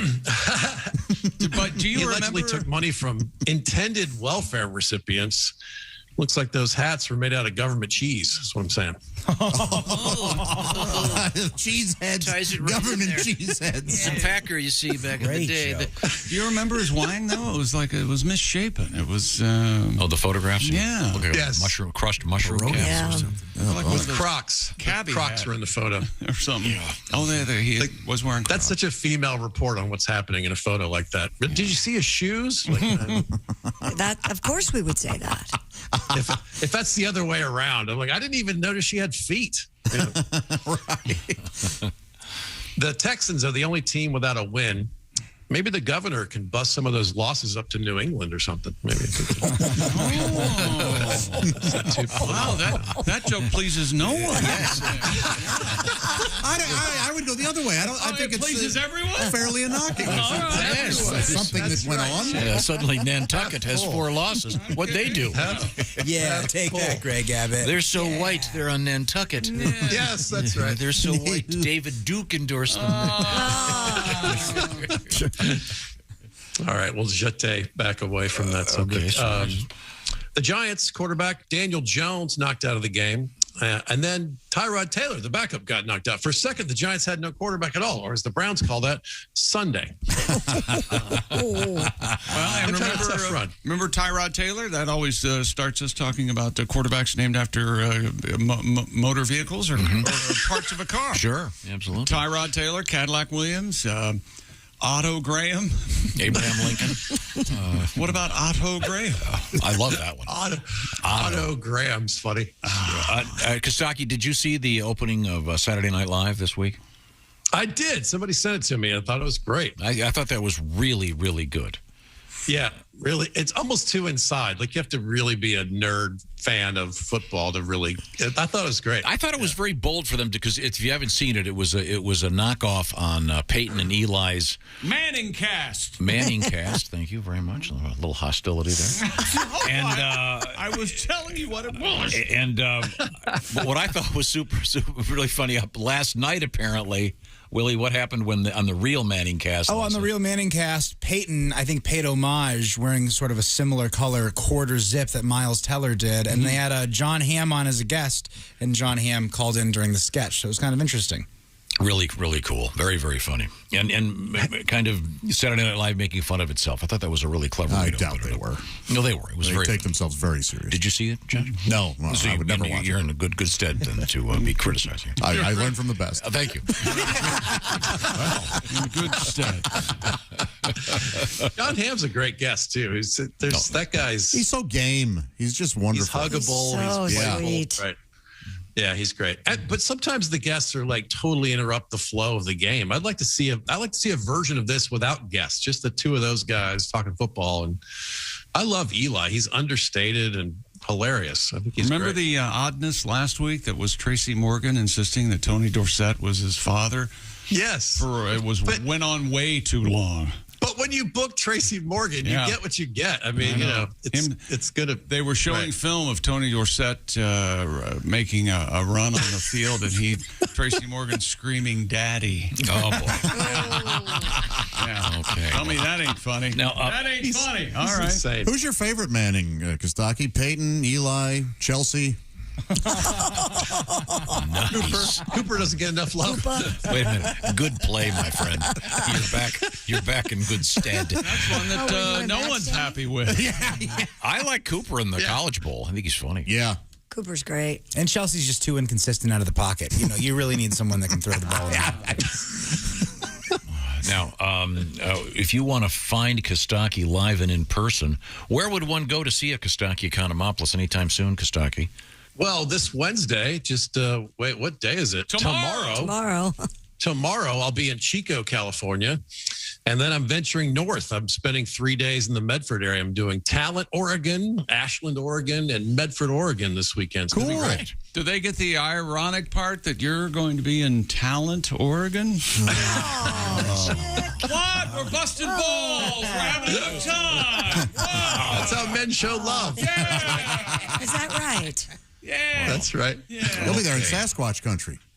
Keep an eye if out. we weren't buddies, it would be rude to say that. That's why that's how we express buddiness to each other. Well, thanks, Kostaki. Once again, participate by going to All Pro Lines on your favorite social media platform right now. Yes. Busy fall, anybody? You betcha. Maybe you've got soccer. Maybe the kids have dance. Maybe you're at work constantly. HelloFresh has your back. They handle the meal prepping and the planning and the shopping. HelloFresh, it's fresh ingredients, of course, pre-portioned, so you don't have to figure out how much of this goes where or there. They've even got the famous quick and easy meals at HelloFresh. Some of them you're just in and out of the kitchen, and they're delicious. For example, Willie, what have you got over there? One of my favorites, the Southwest Beef Cavatappi. With poblano and smoky red pepper, HelloFresh is going to send you 11 ingredients. You put those together in 6 easy steps, and in just over a half hour, you have this delicious, hearty pasta dish that you make at home with our friends at HelloFresh. And look, it comes in that nice card with all the pictures, so even I can make it. 30-plus weekly recipes, 70-plus seasonal and convenient items to choose from. Every week, find out all the details at HelloFresh.com. A new code has emerged, and here's what it is. BT Show 65. Why? 65% off plus free shipping. That's HelloFresh.com/BT Show 65. Restaurant quality food. The kids will clean their plates. Great for date night, by the way. The code BT Show 65. 65% off. They've done the shopping. They've done the measuring. Did I mention free shipping? HelloFresh.com/BT Show 65. Coming up, breakup songs. They've done a survey. What is the best breakup song? My winner isn't even on there. Oh. We'll find out what that is coming up. This is the Bob and Tom Show. More Bob and Tom next. Got a comment? Our email is bobandtom@bobandtom.com.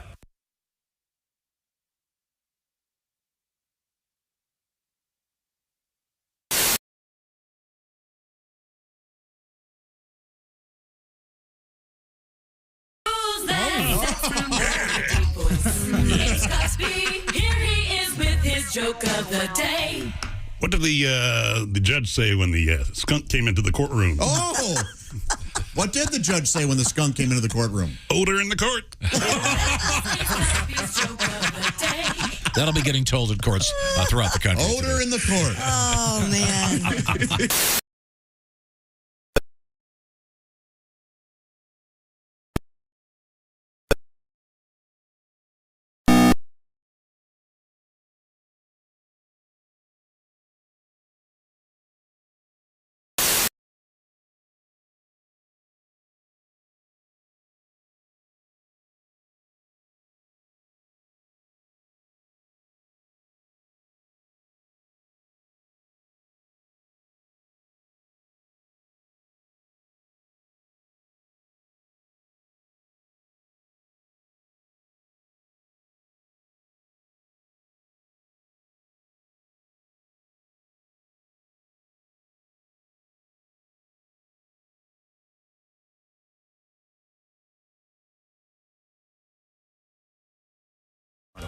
And don't forget to say hello to our lovable mascot, Embalmo the Clown. Hey, yeah, there. Thanks for coming to the Casket Carnival. You're really going to dig our prices there.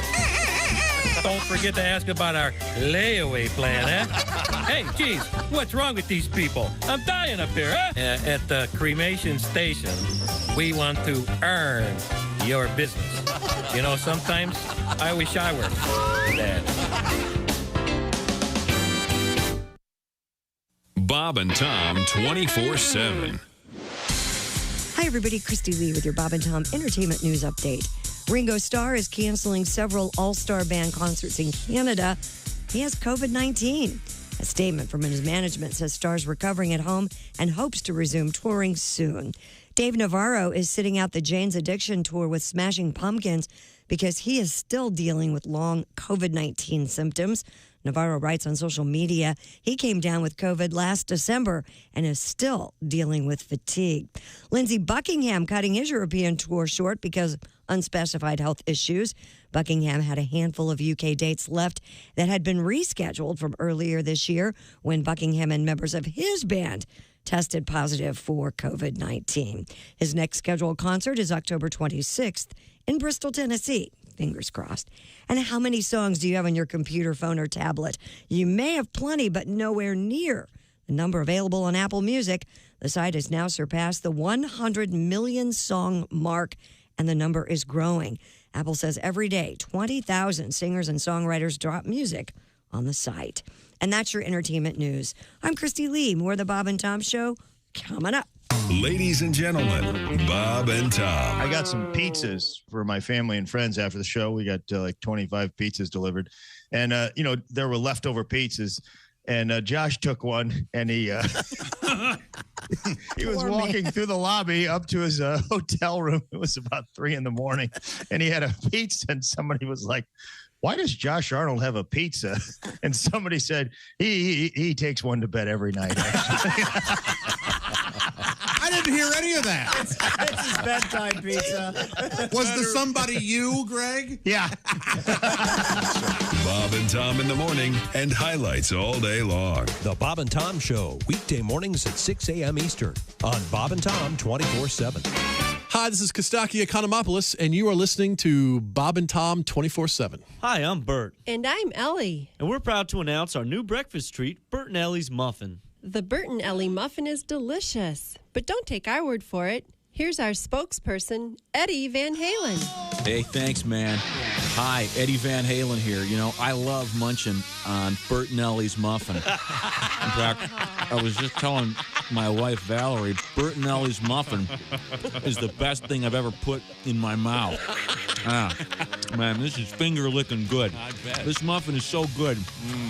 I just can't keep it to myself. I suggest you eat Bert and Ellie's Muffin today. Pick one up on your way home, dude, or stop by Bert and Ellie's spot the next time you eat out. Look for the big pink smiling lips downtown next to the Y. Thanks, Eddie. I can't stop mowing down on this thing. Eat all you want, Eddie. We'll make more. Bert and Ellie's Muffin. Come by and shove one in your face today. Hey, we'll leave the stereo on for you, and we'll turn it up real loud so you can hear it. Bob and Tom 24/7. Comedy via your computer. Bob and Tom 24/7. This is Bob and Tom 24/7. That's the voice of Chris Porter. I knew he'd weigh in with something important. Chris Porter, comedian. Now, do you get back to Kansas City often? Are you? I get back to Kansas City. I was back last April for a wedding. And for a bunch of weird experiences, I become friends with Justin Verlander. He's a pitcher for the Houston Astros. Yeah. At the time, he was pitching for the Tigers. They were in town playing the Royals, but they had a night off, so he and I went out and had a couple of drinks. And he said, no, watch this. He calls the waiter over. He goes, who's that chick? And he goes, well, I don't know who the chick is, but everyone at that table's Mumford & Sons. He sends them a bottle. They come over. Turns out it's not Mumford & Sons. It's just Ann's Sons. Oh. Mumford wasn't there. I don't know where he was. I assume he was back at the hotel writing a song that at some point goes, Kiwi Rogers is our guest. Kiwi, having just met you, I can guess you're obviously an athlete. Yeah, I work out a little bit. They have the whole thing where you pump weights and all that stuff. Yeah. But you got to have that cardiovascular, man. Mm-hmm. I was playing basketball the other day. They made me guard the worst dude on the other teams. It was a fat dude wearing thongs. Man. You know, standing on the court smoking a cigarette. You know I was in bad shape. And you couldn't keep up I with him. couldn't keep up with him. I got involved with that aerobics. Don't like aerobics, man. That's too much like sex. It is. Aerobics? Yeah, you sweat, muscles hurt, and then you got a woman up there telling you you're not doing it right. Hi, this is Bobcat Goldthwait. Thanksgiving Eve. Hey, welcome back to the Bob and Tom Show. Christy Lee at the news desk. Chick McGee, I'm here. There's Pat Godwin. Hey, Chick. One song today, is by my count. One whole song. It's a good one. All right. Well, I can't argue with that. There's Josh Arnold. Chick. He's at the upside sidekick chair. At the track phone hotline hot phone desk, it's Ace Cosby. Hey. There's Willie Griswold. Yo. I'm Chick McGee.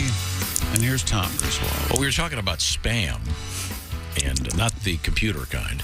No. But The food. the canned meat, Yum, yum, which the spam people are gearing up. I guess they're going to have their best year ever. There's spam in the cupboard in there. Will you shut up? I'm taking it. Got this. You'll like this letter, Josh, because your dad, Josh, was a great guy, and Larry was a combat Vietnam veteran. He was in the Army, yeah. Super badass. I love his story about going through the jungle and they're pushing the vines away. Then one of the vines you realize is a giant snake dangling there. That's his story? That's not from a book somewhere? No, yeah. That's terrifying. Then I saw a tree and it was an elephant. I Yeah. couldn't believe it. And then, Oh, boy. You've got guys hunting you, you incredible jackass. And Could I get to the then- letter? all I had was a gun and 9,000 guys behind me. What am I supposed to do? Yeah, somebody's carrying body bags for some of them, you Bombs jackass. and grenades is all Excuse I me. got. Oh, Larry's spinning Ladies. in his grave. Could I get... Ronald was kind enough to write this. My dad fought with the 1st Marine Division in Korea. The best sandwich, he said, they would have was Spam and grape jelly. He ate these throughout his life. He also loved them when he was in Vietnam. Wow. Spam and grape jelly. Huh. I never heard of that. I've heard of bacon and grape jelly, so it's got to be a similar thing, just a salty pork. Yeah, and the sweetness and that's so interesting. You just said sweet and meat don't go together. Yeah, just 10 minutes ago. Yeah, just 10 minutes ago. Yeah, Thank yeah. you, Pat. You just said that. Did I the say deal that on I that? love bacon and grape jelly sandwiches? I did not. I was just suggesting that All right. I'm a hypocrite. Do you like bacon and grape jelly sandwich? I've never had one. Oh. My dad used to eat peanut butter and bacon sandwiches all the time. Oh, really? Yeah, that was a big deal. Was he an Elvis fan? No, I mean, not, I suppose. But didn't he have to send someone into the grocery store to get the ingredients for it? Oh, I'm sorry. Welcome to the Dick Hour. Yeah, my dad was in a wheelchair, Chick. He didn't spend a lot of time in grocery stores back in those days But it's- because they had steps. No. Peanut butter. Chick's right. It's about time somebody took down Vietnam vets and That's- wheelchair users. Thank you. They've had it too Man. good for too long. You very jerks. much. I'm so sorry. Wait a minute. Sorry, This will Josh. make you feel better. I asked if there was a fake version of Spam for vegetarians.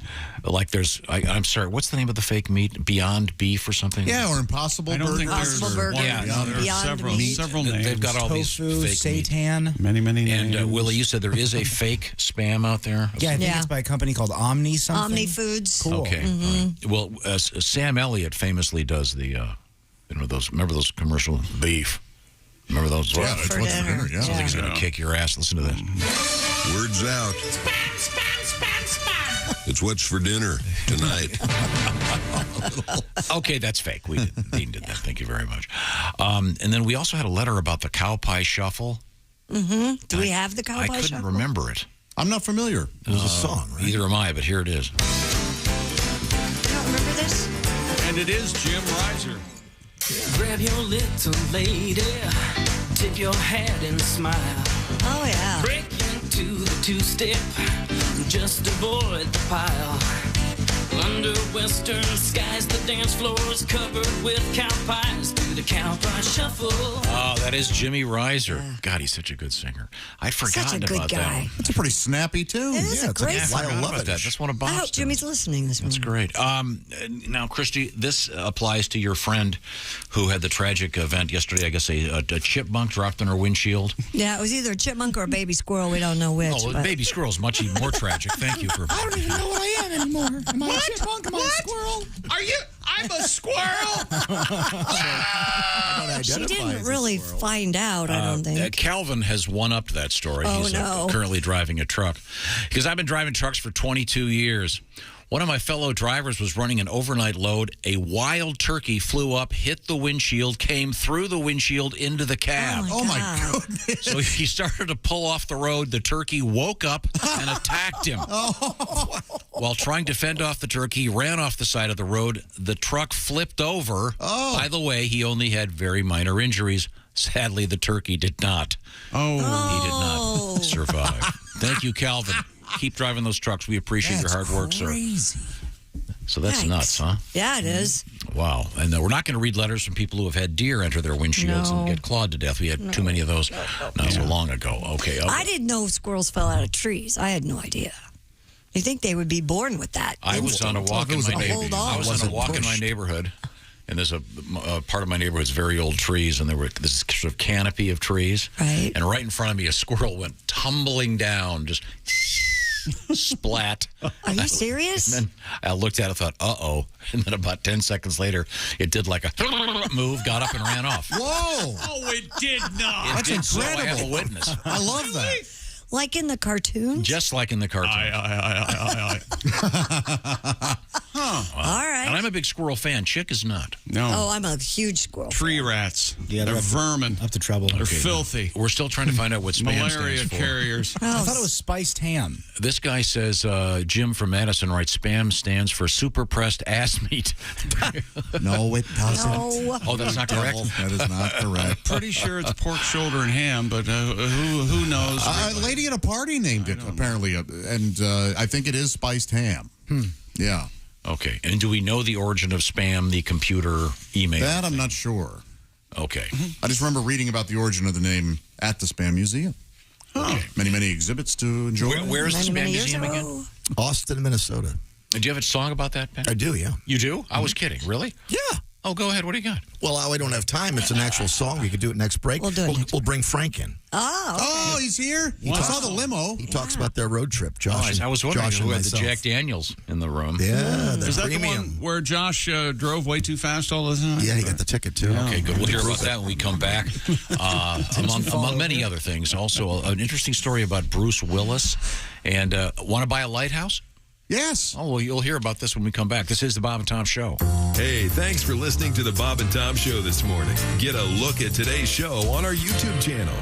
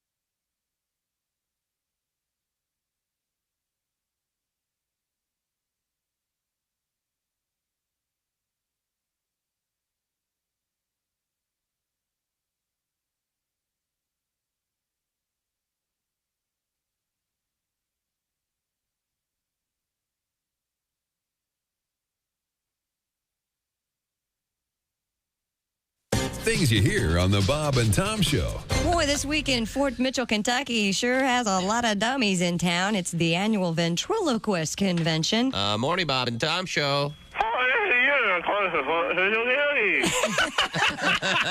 I'm sorry? What did you say? From the ventriloquism convention? Yeah. And I'm not moving on this. I can tell. We can tell. I can tell your lips are pretty still there. Jerry, what's the name of your partner? Timmy. Timmy? It's Julie. Can Timmy speak into the phone? Hand him the phone.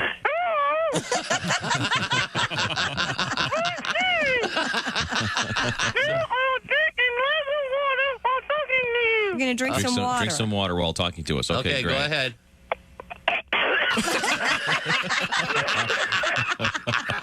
I'll have to call you back.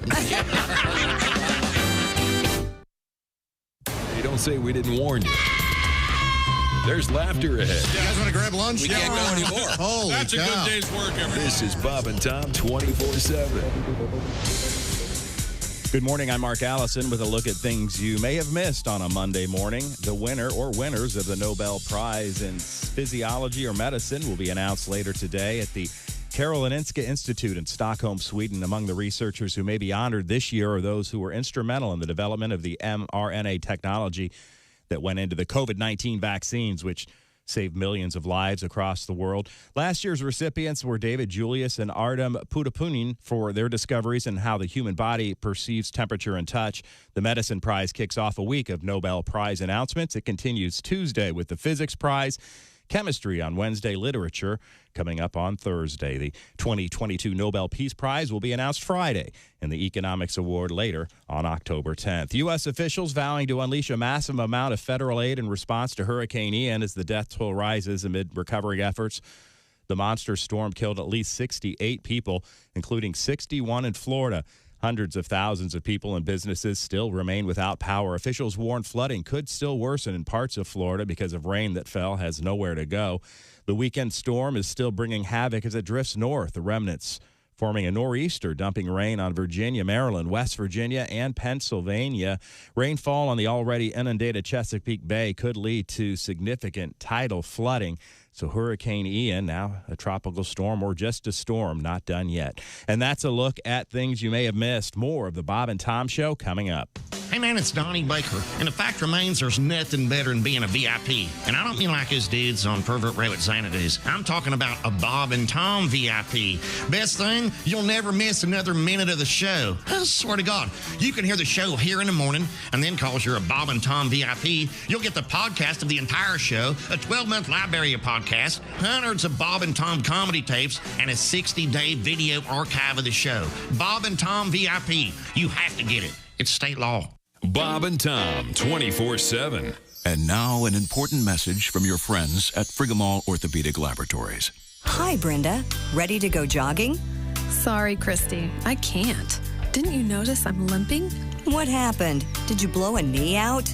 Well, my knees do hurt. What do you mean? Well, we were on our way home last night, and Bob started feeling romantic, so we pulled down a gravel road. And today, my knees are really killing me. Girlfriend, I've got just the thing for you. They're called Attagirl knee pads. With their soft, cushiony padding, you can say goodbye to sore and scraped knees. Attagirl knee pads fit right in your purse, so you can take them anywhere. Perfect for a Friday night date or that important job interview. Hey, Brenda, how'd it go last night? Well, my knees feel great. But, do the Attagirl people make lozenges? You whore. Attagirl knee pads. Order today, and you'll receive a free head helmet. You'll love wearing this stylish tabletop helmet with its flat, level surface, big enough to hold his beer, remote control, and a magazine. Attagirl knee pads. Protective goggles sold separately.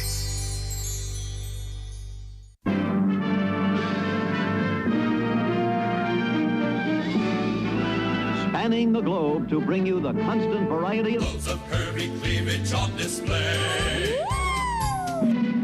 the thrill of victory and the agony of defeat. Don't touch those. Sorry. The human drama of Loads of curvy cleavage on display. This is The Bob and Tom Show. No shoes, no shirt, no talent. And with us in the studio, we have a distinguished actor and comedian. He is John Witherspoon. My 11-year-old, he's going to private school. Only reason to go to private school is my mother-in-law helps pay half. Little rich kids go there. I see Warren Beatty all the time.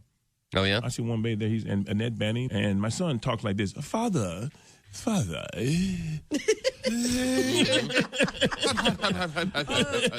you like a toddy?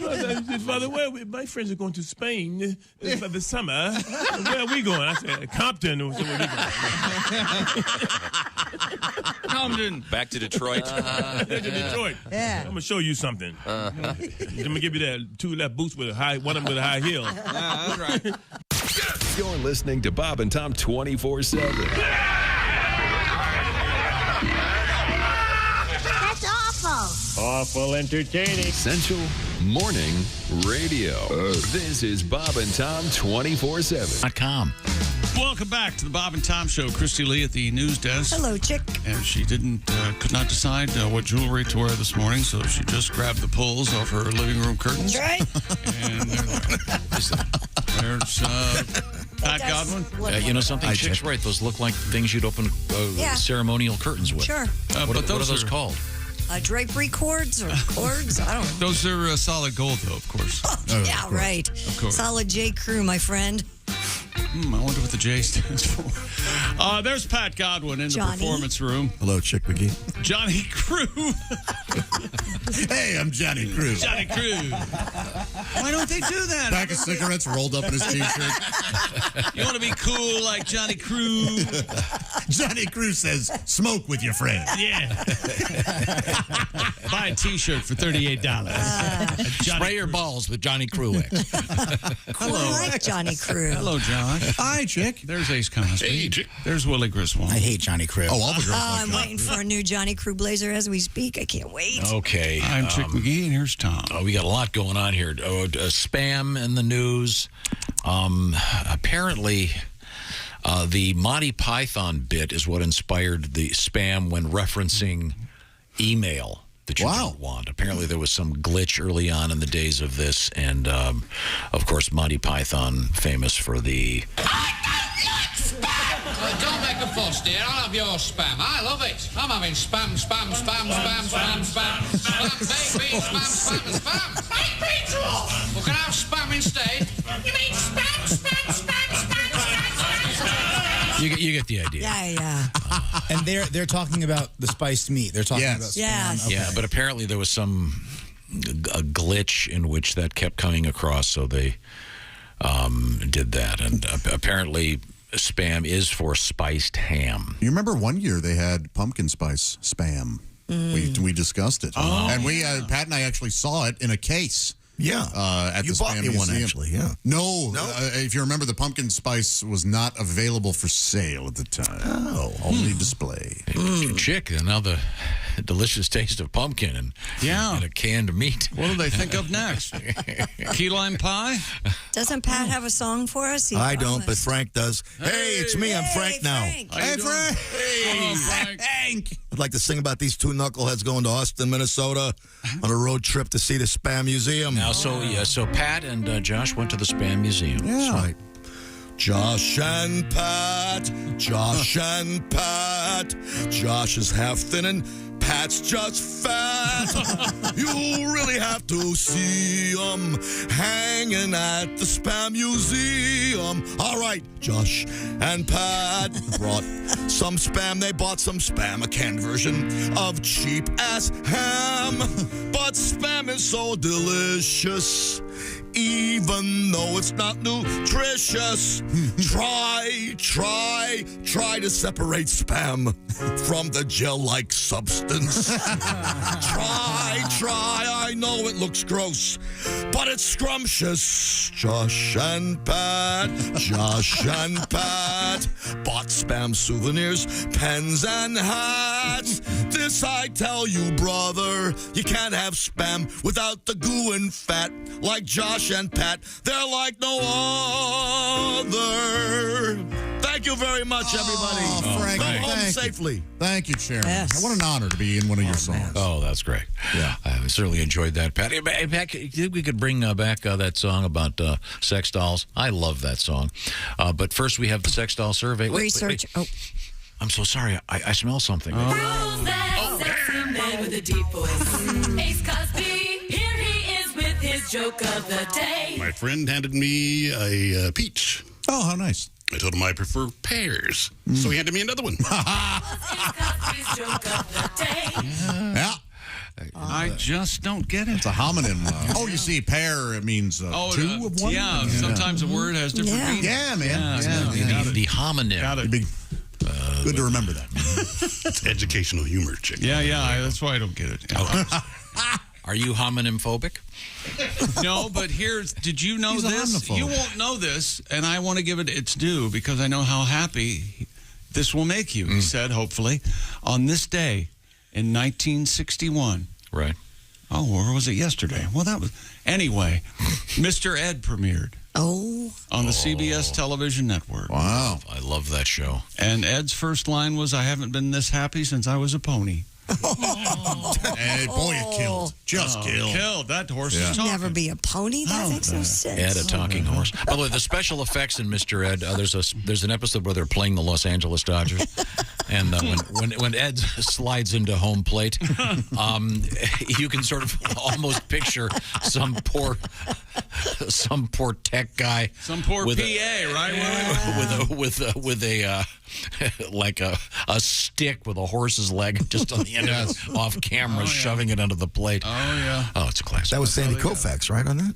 Sandy Koufax was on was that. Don I think. Drysdale on it? Drysdale God, was I in just it? saw it recently. It was very funny. Wasn't Drysdale on? He was on Beverly Hillbillies. Also. Watch this, Josh. Campanella could walk. I think he was on there.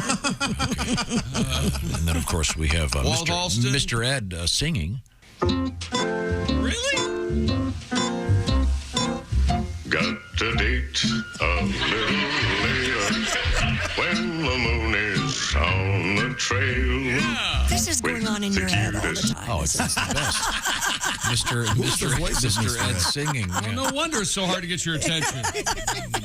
This is where you live in this little. Interestingly enough, Pat, the voice of Mr. Ed, Nancy Cartwright. Wow. Yeah, a lady. She does everything. Ooh, yeah. Thank you very much. Now, do we have the sex doll survey? This is kind of interesting. Researchers have learned that nearly half of people who own female sex dolls consider the life-size dolls to be their ideal romantic partner. Jesus. For the study, more than 200 sex doll users completed an extensive questionnaire. We love them. Approximately half of the participants reported that they considered their doll as the ideal partner and feel emotionally attached to it. Over 90% of the participants identified as male, and nearly 70% identified as heterosexual.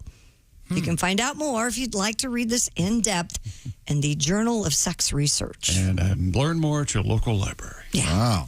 Wow. It's just weird. Hey, it's not weird. And these are the fancy $10,000 sex dolls. It says life-size dolls, so I would assume. I mean, these aren't yes. the fancy blow-up ones with the big Right. open wide mouth and no. I prefer it's a companion, not a doll. This is like Lars and the Real. Yeah. Did you see that? Lars and the Real Doll? Or Real Remember, what was it?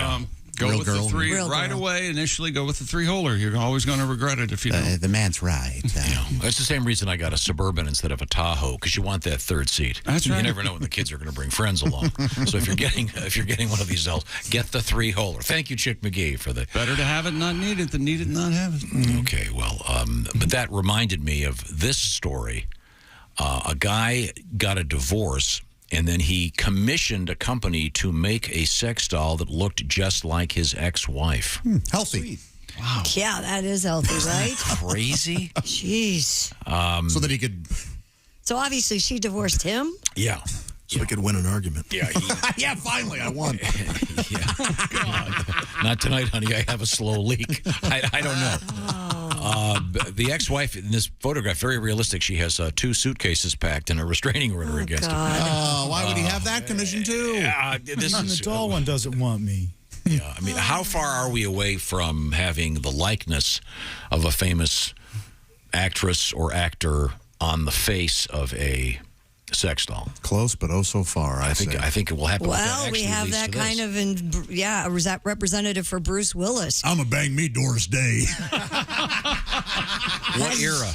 You can probably order. Always wanted to. Now I'm going to get a check. I'd like the Pillow Talk era, or like the aging gilf.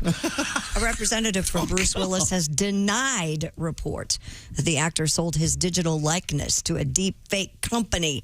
Recent media reports have suggested that Willis sold his rights to a company called Deep Cake to authorize the creation of a digital twin of himself to appear in future projects.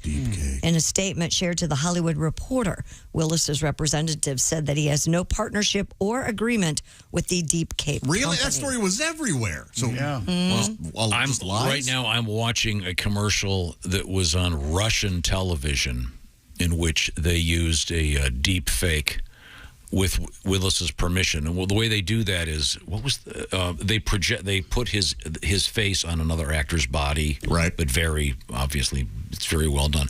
What was the skating movie, Tanya? Yeah, I, Tonya. Where they did that, but yeah, Willis had given his permission for this, so he didn't have to go to Russia or do anything really. Right. They just used his face, and that's what started the whole thing. But apparently, he has not released it for other purposes yet. And Bruce, unfortunately, has a really serious illness. Yeah.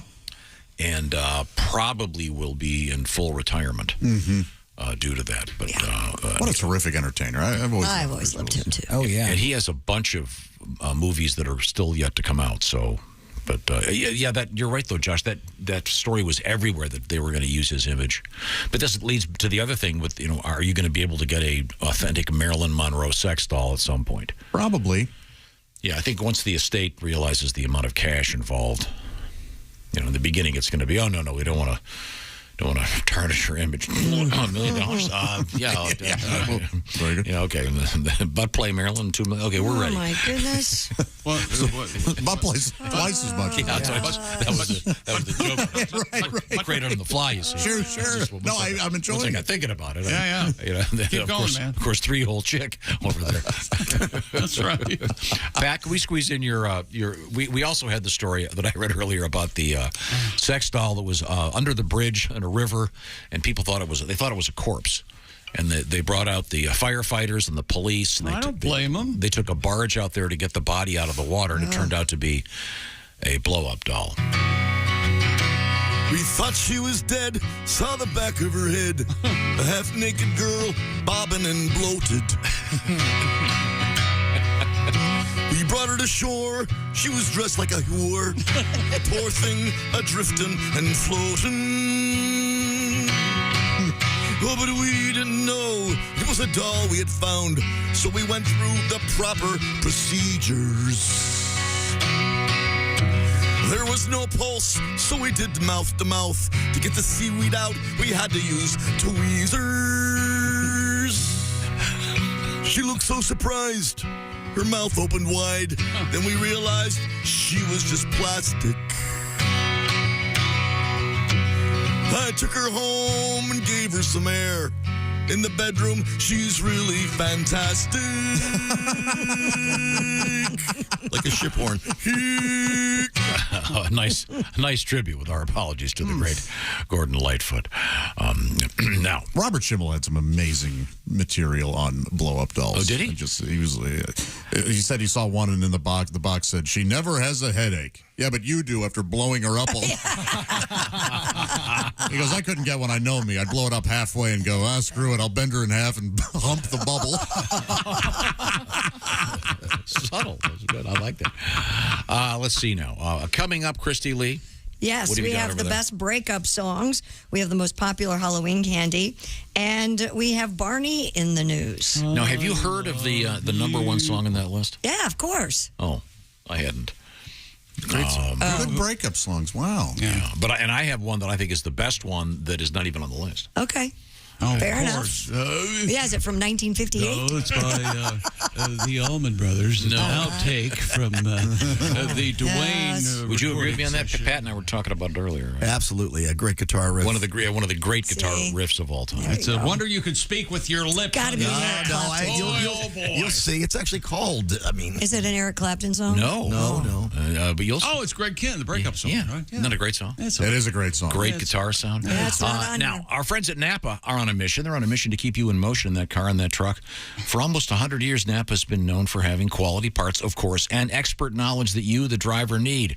Today, Napa helps drivers just like you hit the road with confidence because There are nearly 6,000 Napa Auto Parts stores with over 17,000 Napa Auto Care centers.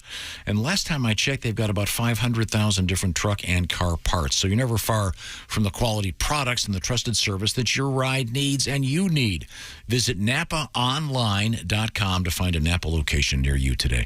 Those folks behind the counter, they're great people. They've got what we call Napa know-how. So keep on going in that car. Keep on going in that truck. NapaOnline.com for more information. Now, when we come back, the best breakup songs, we're going to find out what they are. This is the Bob and Tom Show. Hey, everybody, this is Jimmy Pardo. You recognize my voice from the show and my face from television. You are listening to Bob and Tom 24/7. Hi, everybody. Christy Lee with your Bob and Tom News Update. Days after the skies cleared and the winds died down in Florida, Hurricane Ian's effects persisted as people faced another week without power and others were being rescued from homes inundated with lingering flood waters. 2 more deaths were blamed on the storm in Florida yesterday as frustration and desperation mounted in the path that the storm cut through the state. As California's drought deepens, more rural communities are running out of water. Heavy pumping depleting groundwater supplies that are not being replenished by rain and snowmelt. More than 1,200 wells have run dry this year statewide, a nearly 50% increase over the same period last year. The groundwater crisis most severe in the San Joaquin Valley, the country's most productive agricultural region.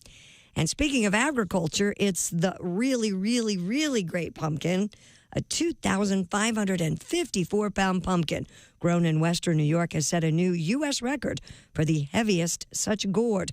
The big pumpkin weighed in at the Great Pumpkin Farm in the Buffalo suburb of Clarence, New York.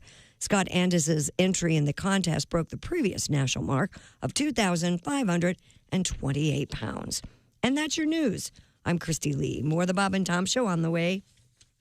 Things you hear on the Bob and Tom Show. Norman, honey, what you doing? It's getting late. I'm downstairs, honey. Just getting some cereal. Snookums. Thank God he found it. I was getting desperate. I hope this works. You know, Judy tried it with Ted, and she said he's become insatiable.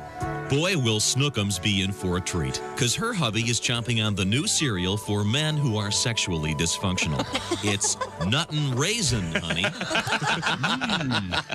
This sure is tasty. Honey, I'll be right up. Nuttin' Raisin Honey, the cereal that gets you up in the morning, or any time for that matter. Nuttin' Raisin Honey. Eat them from the bowl or right out of the box.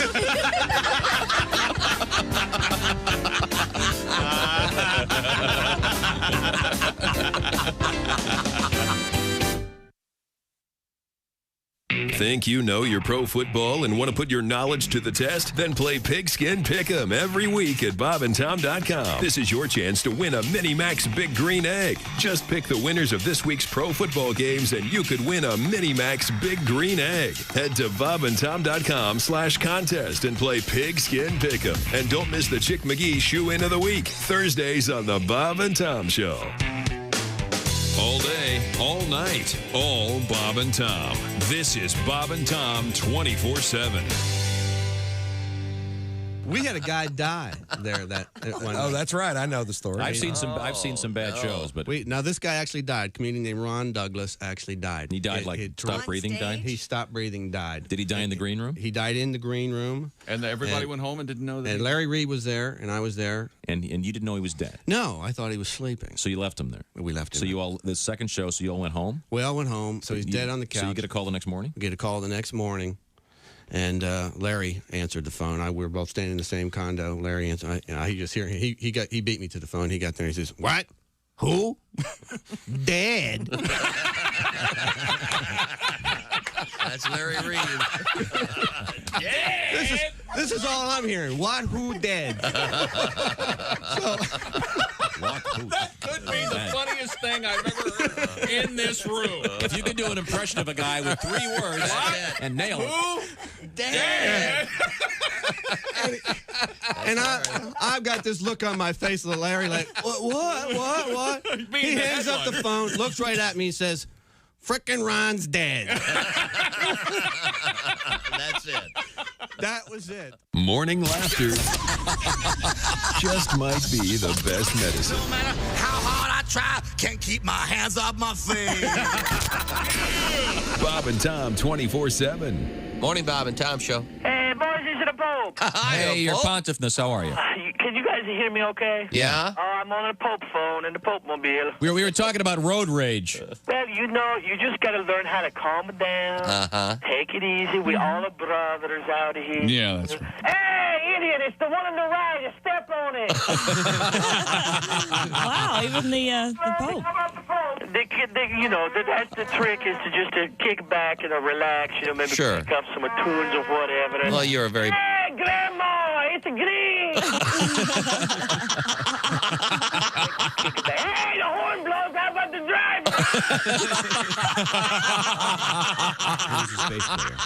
driver? He was sitting in a bar just getting really, really drunk. He was mad at the world. Yeah. He had been fired from his latest job, mad at everyone, just angry, drinking. So he leaves the bar. He's very, very drunk. He's walking down the street. And across the street is a nun walking the other direction. Mm-hmm. Well, basically, runs across the street, knocks her down, and just starts kicking her and hitting her and going crazy. A drunk bass player. A drunk bass player. And he looks down and says, "You're not so tough now, are you, Batman?"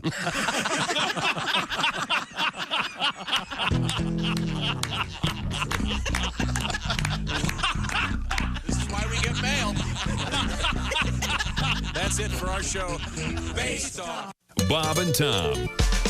Welcome back to the Bob and Tom Show. Christy Lee at the news desk. Hello. There's Pat Godwin in the performance room. Hey, chick. In that glorious burgundy Oxford button-up. It's beautiful. Mm-hmm. There's Josh Arnold. Hi. At the upside sidekick chair. There's Ace Cosby.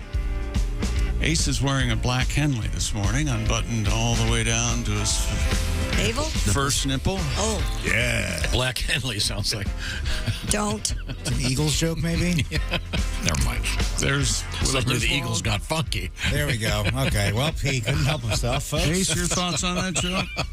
I'm Chick McGee, and here's Tom. Go ahead, fill the air with your words, you weirdo. So never mind.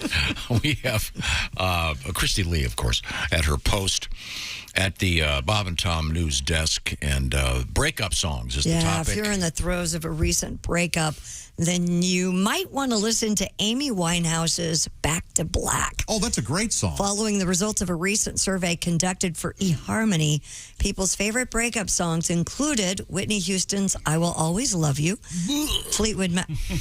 Really, it's Dolly Parton's, but her version is very, very Yes, popular. they're both very good. Fleetwood Mac's Go Your Own Way and Ariana Grande's Thank You Next. Thank you, next. Though half of those polled said they listened to sad music when heartbroken, more than 4 in 10 respondents chose to listen to empowering or happy music after a breakup. Good for them. So based on the survey responses, that eHarmony published the curated playlist of breakup songs. Number 10, No Doubt, Don't Speak, good song. Walk On By Dionne Warwick at number 9. Knowing Me, Knowing You, ABBA at number 8. Knowing Me, Knowing You. Yeah, that'd be why I dumped her. I love ABBA. Out. We are never. Walk. Good run. We are never, ever getting back together again. Taylor Swift. Nothing Compares to You. That's I think that's one of the most beautiful songs ever. Sinead O'Connor. I hate Prince. I cannot agree more with you. That thing. It's wonderful. Makes And my if you've head ever heard bleed. Chris Cornell's version. Oh, yeah. That's a good version. I Will Survive, Gloria Gaynor. Of course, every thing woman's. Stinks on ice. Every woman's anthem. That's a fun one. Let's see. I have no passion or way to sing this song. I will survive. You kind of settle in for 5 minutes of this. I will survive. Someone Like You by Adele, number 4. As we mentioned, Go Your Own Way, Fleetwood Mac. 3. I like that one. I Will Always Love You, 2, Whitney Houston, and then Back to Black, Amy Yeah, some of my favorites are on there. Here's Back to Black. I've never heard it. Oh, that's great. I love her song Rehab. Our generation's Nina Simone. So what a colossal talent. That whole thing makes me sad. My favorite Me breakup sad, song? too. Yes? Me sad. There you go. Ready? It's even called the breakup song.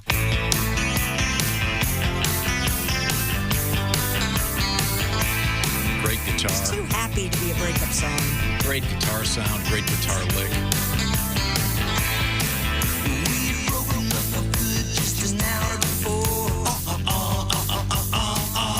You heard that one, Pat? Yeah, it's great. Great tune. Everybody knows. Willie, it's do a you great like that tune. one? Nah, it's that weird surf guitar. I don't know if it's for me. Well, he lightened it up. The original version was a little darker. It was? Yeah. Oh, Can you play it for us? Perhaps you know. You know Greg Kinn? She got the car and the house and the boat. What the fuck?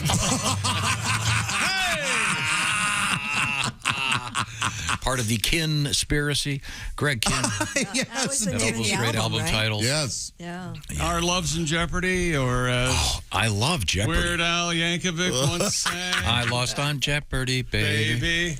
You don't even get a copy of the home game. Oh, that! Memorized it. Oh, I loved it. Loved it. Didn't even To me, I think they left out the great Bob and Tom Band classic. Which is? The breakup song, Blow Me a Kiss. Oh, I'll play a little bit of it for you. Nice horn section. A little bit of Dean and Jerry. like the intro, huh? Well, Pally, it looks like our girls have dumped us. I guess it's goodbye. Is there anything you'd like to say to them, Pally? There sure is. Baby, blow me. Oh, a kiss as you're leaving. Blow me. Oh, a kiss right now. Cause if you're gonna leave me, honey, I will surely miss the way you blow me. Blow me. Yes, that's one of the classics, I think. Certainly. But We don't get to hear the whole thing. I always liked. I like the live version. Oh, the yeah. jazz I do version? too. So funny. I liked Whitesnake. Yeah. Here I go again on my own. That's a good one. Yeah. How about this one? This is a great song. It is. Good organ. Or it could be a cheer. Which is it? Everybody! Yeah, this is where it stays, right? The whole Yeah, but it thing. was a horrible video. Was it? Yes. I told you, my man Ace has trouble with the video presentation of that song. Video killed the radio star. I'll tell you. Oh, that. here we go. Here's I Will Survive. I Will Survive. I'm kind of with you here, Chick. I Will Survive. I'm with you too. Do you think I crumble? No, she's very soulful. I will survive. I think it's This very is every funny. woman's. If you go to any wedding or party, every girl in the room's gonna go dance and sing to this song. I dance and sing to it too. Do you really? That's right. Good for you. But I am a gay man. Well, to each his own. You're in touch with your feminine side. I'm so happy you're finally being honest with yourself, Josh. Now, by request, the live version, this is from a Bob and Tom Live Day show. Okay, This is hilarious. Listen to Tom's soulful. Now this is something I can You get want to explain what behind. happened? Yeah, I was engaged doing like 3 different things at the same time. Naturally, yeah. And I lost my place, but I come in just in time. I mean, just in time. And we hadn't rehearsed much. We've got the great guitar player Royce Campbell, and this is a great Steve Ali arrangement of "Blow Me a Kiss." And when I say I'll miss her arms and her elbows, I just make it. Yeah. You'll hear it. It's That's not my favorite part. You actually the title of the song. You put that in there with a little too much feeling. okay. Oh, well, let's listen to it. Okay. This is once again the live version. All right. Hey, Pally, it looks like our girls have dumped us. They're taking speed too, Dean. Baby, blow me. A kiss as you're leaving. Blow me. Oh, a kiss right now. Cause if you're gonna leave me, honey, wow, I'll surely miss the way you blow me. Blow me a kiss. Here we go. Come on and blow me. Blow kiss like you mean it. Blow me. A kiss goodbye. I really can't remember anything as hard as this. So blow me a kiss. There's 'em. Some things in life are hard to swallow. She couldn't take it all, Dean. She couldn't handle everything. Are you kidding, you monster? But if she comes back tomorrow, I'll be shooting my wad on flowers and a ring. Honey, blow me. you're leaving. Blow me. Oh, a kiss as you go. And always think about me as you're going down your list. Blow me. Blow me a kiss. Oh, yeah. I'll miss her arms and her elbows. That's how I can't relate that. He'll miss her legs so tall. Oh, yeah. I'll miss her neck and her shoulders. But I'll miss her head most of all. Go down, boys. Mr. Royce Campbell on guitar, ladies and gentlemen. Boy, they I did loved speed it this when up. he sang Rhinestone Cowboy, didn't you, Pally? That was Glenn Campbell, you tool.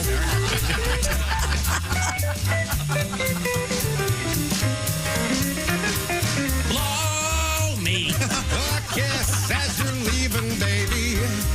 Blow me. A kiss as you go. Here's the big finish, Steve. And if you wanna come home, honey, hey, that's okay. Just grab a hold of this. Baby, blow me. Baby, won't you blow me? Blow me a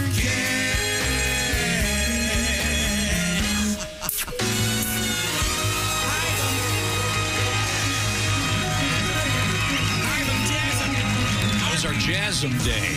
A little bit of jazz there with the full horn section, P.J. Yinger on lead trumpet there. That was very, very nice. Yes. Great arrangement, of course, by the great Steve Ali, Ricky Rydell, and a Bob and Tom Show composition, which I think that's one of the classic breakup songs. Don't you think so, Christy? Yeah, that's a good one. Without a doubt. Absolutely. Without a doubt. You know, when you're a kid and you don't really get what that song means, but you take it to school, your teacher still gets mad at you. Yeah. You're singing the song. Innocence is no excuse, is it? Years later. Yeah. Oh, boy, that's a classic. Oh, thanks for the request. We have Christy Lee, of course, at the Bob and Tom News Desk. A new And doc. Oh, go we ahead. covered everything in the news? Oh, gosh, no. A new docuseries will explore the dark side of the popular Barney and Friends children's show. The dark side. A trailer for the two-part series entitled I Love You, You Hate Me features notable figures including Bill Nye the Science Guy and NBC's Al Roker, sharing stories of how quickly the world turned against the friendly dinosaur. Oh, they got the A-list, huh? The trailer highlights the disturbing and violent response to the beloved character, whose rhetoric was one of love and inclusion. This is going to premiere on October 12th. I don't know where. I'll have to look it up. Yeah, it turns out Barney had one of those Matt Lauer buttons. I don't. I don't totally buy into this premise. I think he was easy to joke about. Is he still out and there? parents would get annoyed because Is Barney still out there? I don't know. I saw Barney, a man dressed as Barney the dinosaur at the Louder Than Life Rock Festival a couple weeks ago. Really? And we appreciated his presence. Yeah, what I always didn't like about it was the fact that Beat the hell out of him. It was kind of stealing other songs. This old man. What? This old man, he come. Yeah, It's this old man. the Barney theme is this old man, right? This old man. I love you, you No, love me. I can see why you would hate that. You want to play King Chuck? It's a Peacock original docuseries starting October 12th. So it'll be on the Peacock Network. Peacock. I never strongly disliked Barney. It's just obviously it's just for little kids. No, it's a Yeah, kid exactly. But is it? I don't know What's if the it's still. problem? Is it still out there? I don't know the answer. Like to I mean, that. I don't have there was the little one kids. episode where Barney, pushed the kid in the wheelchair off the dock. That was my a rough one, And yeah. there were the sharks. That was rough. Right. Well, yeah. They'd cut away before the shark ate the kid. That's right, yeah. What was the name of that song? You Can Swim If You Really Try. Yeah. Polio my ass. Yeah, you're just not trying, Yeah, kid. that's right. Hi. How about a little effort? Yeah. Those were the lyrics. A special Barney at the bug repair shop. Speaking of kids, I mean, who's going to want to take the time to watch that? I don't know. I'm sorry. I don't know. People Got have a Al lot of Roker. time. Chick, you going to watch that? No, I'm not going to watch that. Well, I might, but I'm not going to tell you guys about it. CandyStore.com has released this year's map for the most popular Halloween candy in each state. Sour Patch Kids and M&M's reign supreme, taking the top spot in 7 states each. Really? Starburst, the most popular candy in Michigan, Indiana, and Texas, while lemon heads are preferred by trick-or-treaters in Louisiana.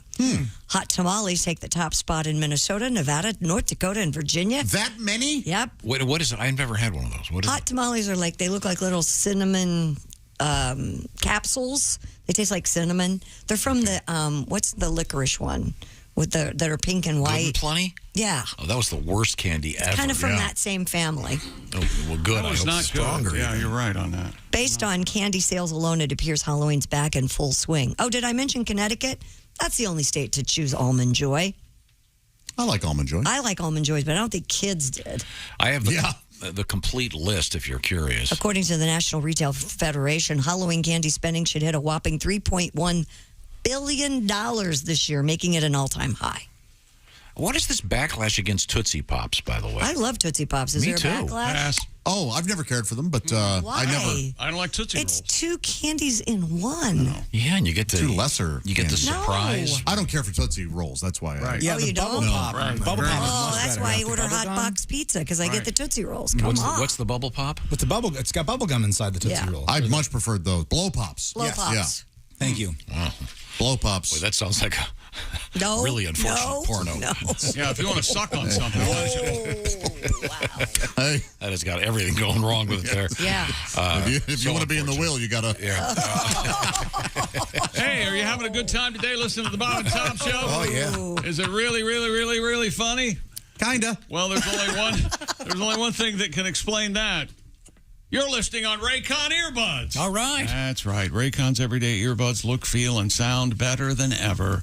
With 3 sound profiles to match whatever you're listening to. They feature noise isolation and awareness mode. You can listen while you travel or maybe during your workout. And they have optimized gel tips. And Raycon has gel tips that fit every ear ever made, no matter how grotesquely small, like Christy's ears, or hilariously large and too big for his face, like Willie's ears.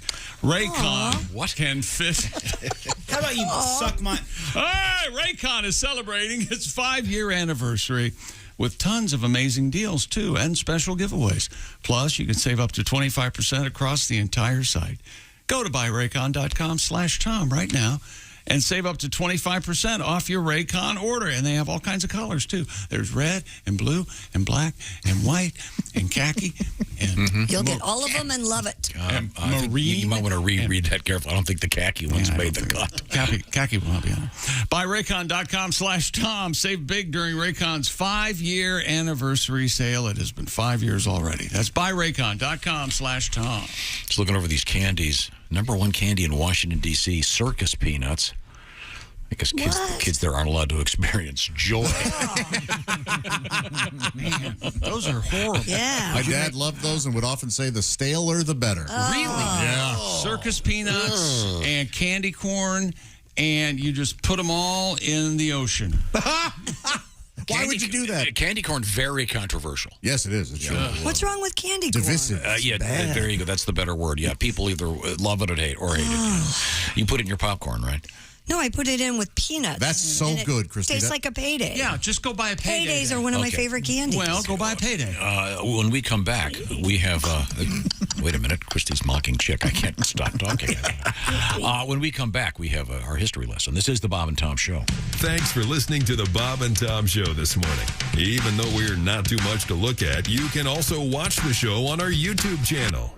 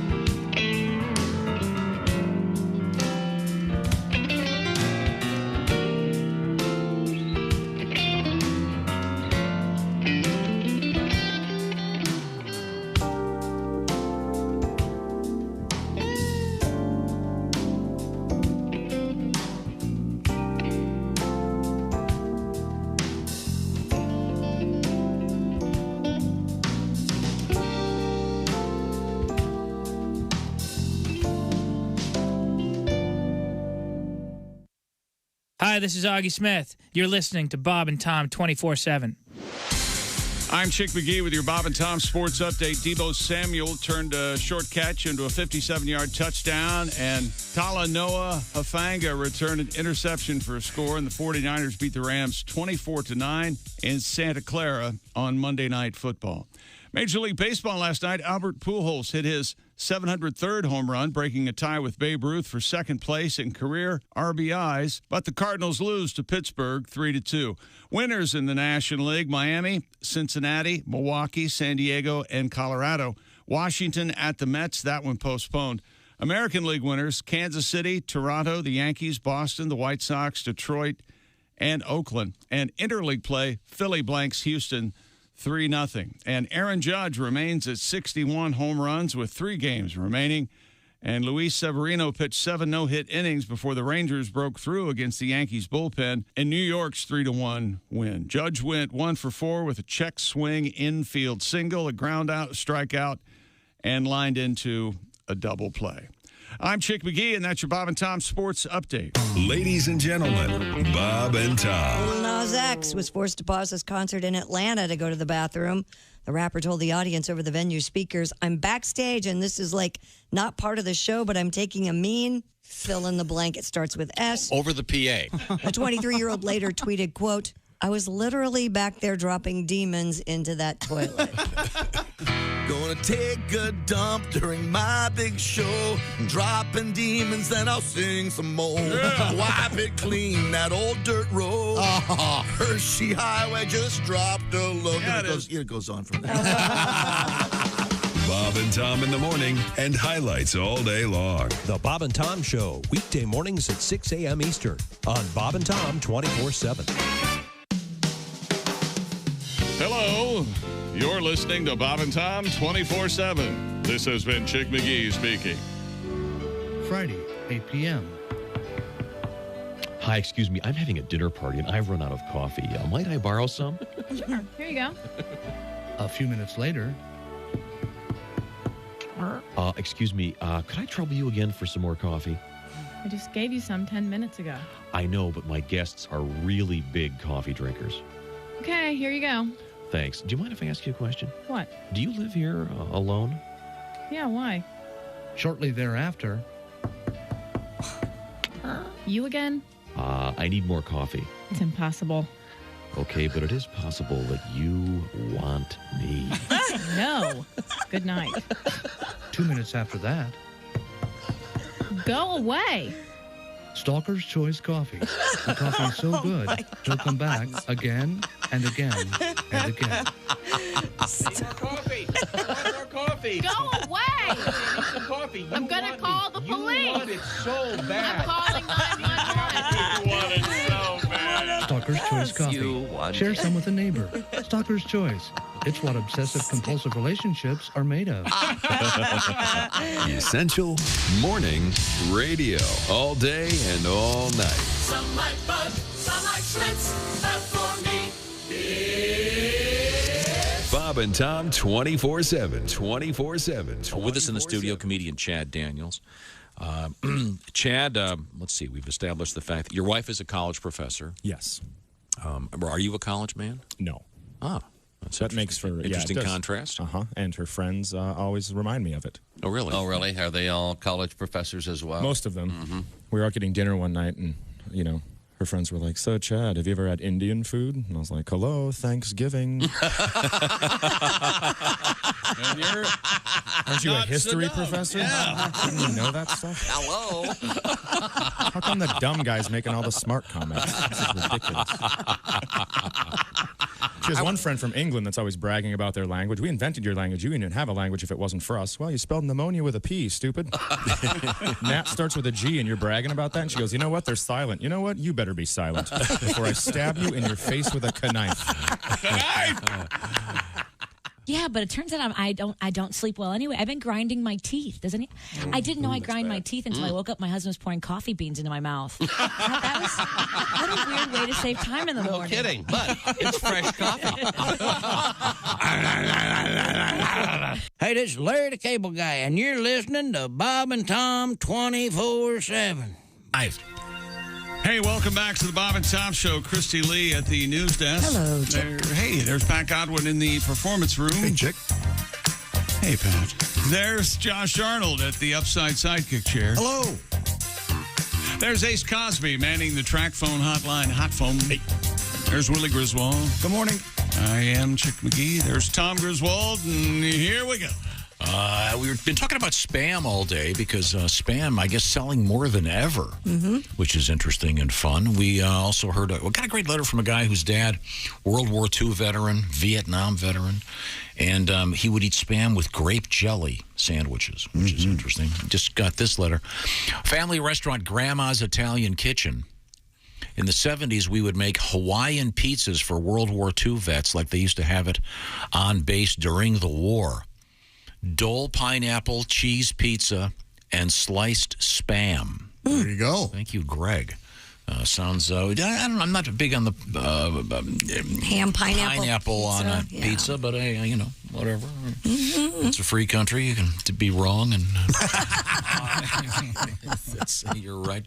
What is today? Stupid and wrong. Today is October 4th. Okay. Time now Today in for history? Today in history, October 4th. No, 10-4. That's right. 10-4. 10-4. Big day. Big day, good buddy. There we go. We learned that you're not supposed to say good buddy, apparently. Yeah, I guess. Oh, yes, I did. 1854, Abraham Lincoln made his first political speech at the Illinois State Fair. Huh. I believe the speech was funnel cakes versus fried butter. It was very controversial. State Fair. Wear that big hat. The Orient Express in 1883 made its first journey from Paris to where, Christy? Istanbul. Very good, very good. And of course, there was a murder on it. Absolutely. Of course. Everybody knows that. Yeah. Comes with it. I really want to do that. The Orient Murder Express. somebody on the Orient Express? Yes. Yeah. No, I want to just ride on it. 1927, work begins on Mount Rushmore. And the guy that started this didn't live to complete Flotsam Borgland or whatever the hell his name is. I believe his son completed. Flotsam Jetsam. That's not a natural formation? No. And it's not near as big as it looks in pictures. I thought that's why it was so it's pretty big. Yeah, but it's not near as big as it But looks in you're pictures. far away from it. They chose to put Teddy Roosevelt up there? What did he ever do? Oh, my Lord. It's actually, you bring that up, but if they had to do that now. His head's the only one that would fit. Can you imagine? It would be impossible No, you couldn't have four to pick people. 4 presidents. Well, you just have to go ahead and do it. You wouldn't tell anybody. No, it'd be impossible. You're right. You'd have to pick the 4 least known. Impossible. They pick everybody's favorites. Carter, Nixon, Biden. Reagan. You know, just the ones people love across the board. Non-controversial. I do like that thing, though. That when did that start? Was it a few years ago that all of a sudden it was, well, when you're talking about linebackers, of course, you got the Mount Rushmore of linebackers. Oh, yeah. Right. And the guy always gives 6. You know what happened on this date in 1957? It was a big day for the space program because Sputnik was launched. Sputnik. Yeah. Badass. And they put What? it up. No, it was a rocket. It was an No, it was a artificial satellite. Badass mathematician. It was a satellite, and that's what started the whole space thing. Sure Because did. the generals thought, hey, they're going to put bombs Weapons, up there. yeah. For one, I'm not going to sleep by the You know light what? of Thank a communist goodness moon. Russia is no longer causing trouble. You know what I mean? Back Right. then, yeah, it was scary. Here's a sad note. Chick will know this one. What? Name of the dog? Laika. Laika. Very good, Laika. By the way, you know what the fate of Laika? She didn't survive. Let's not talk about that. Oh, dog in space. Sit. On this date in 1970, Janis Joplin died. Wait, don't. How about something happy? I don't think her family even cared. Rutherford B. Hayes. Oh, my God. Rutherford B. Hayes, the president who looked like he was in ZZ Top. Yeah. Happy birthday. Oh, B. Hayes. I hated that, but I loved it. You know what? You're right. In the middle of it, I'm hating it. Then by the end, love it. I thought the same thing. That was so weird. Sounds like my act. Do you have things we learned? Yes, I do. 18 in 2 days. That would be a better name for the Barely Legal magazine. We learned that vegetarians don't eat bird meat. I have a sex doll purchase rule. Always get the 3-holer. That's right. Have it, not need it. Now, then I have a question. Do vegetarians eat fish meat? Some. That's it. Pescatarian. Yeah. Those pescatarians. Wait a minute. I should So have stopped at pescatarians B. Hayes. only eat fish? Yeah. Do they eat Yes, vegetables they will too? only eat fish. What about they the won't eat Methodists? meat. Okay. And this in from Mark Allison, who's homesick with, what is it, pink eye or syphilis or something? Kostaki Economopoulos' favorite Manning is... Chelsea Manning. Chelsea Manning, that's exactly right. That's a fine joke from Josh, by the way. Ace Cosby gave us some insights into his TV shows he watches and knows about. You mean poor Mark is off sick and still listening to the show? He likes Chicago Fire, Med, and Police. Josh and Pat Godwin once road trip together and ended up at the Span Museum. Josh also got a ticket for speeding. Not really. It's true. It's like one of those fake tickets. No, it's real. You're going 90. And by the way, they drop candy from parachutes at the Polo Grounds. Yes, they do. Candyman. Christy His lovely goes wife, to Laura. watch Polo. Oh, shut up. What do they call a polo field? A snatch? Or No. The pitch, maybe? Pitch? Is that what it is? Pitch, snatch, And then patch. I don't know anything Chuckers. about polo. I just go there to drink. Chuckers are the The quarters, the periods. Yeah, they're called Today chuckers. is 10-4, Trucker Appreciation Day. We'll continue to take your requests. If I know anything about Tom, send them to Bob and Tom at bobandtom.com. Thank you, truckers. Ace wearing a black Henley today, unbuttoned down to his nipples. And there's that offshoot album, Motel California. Hello, ladies. I'm doubting the truthfulness of the story. Tom says he saw a squirrel fall out of a tree. I did. 10 seconds later, got up and went, and scampered away. It's a long fall, too. Oh, man. This guy, I'm just lucky it didn't fall on my head. Today, we are breaking one of my hard and fast rules here on the Bob and Tom Show. How I've lasted 3 decades and more is that we don't spend any extra time. So tomorrow's show is going to be real crap because we're going to spend most of the day together. And that, my friend, is a dead end. And Tom, yes, talked me into taking the Rams last night. Okay, I'm so sorry. I didn't know I told you to making a pick. Ended up exactly how he hoped. Okay. And tomorrow it'll be sexy time with Allie Breen. This is the Bob and Tom Show. Thanks for listening to the Bob and Tom Show this morning. The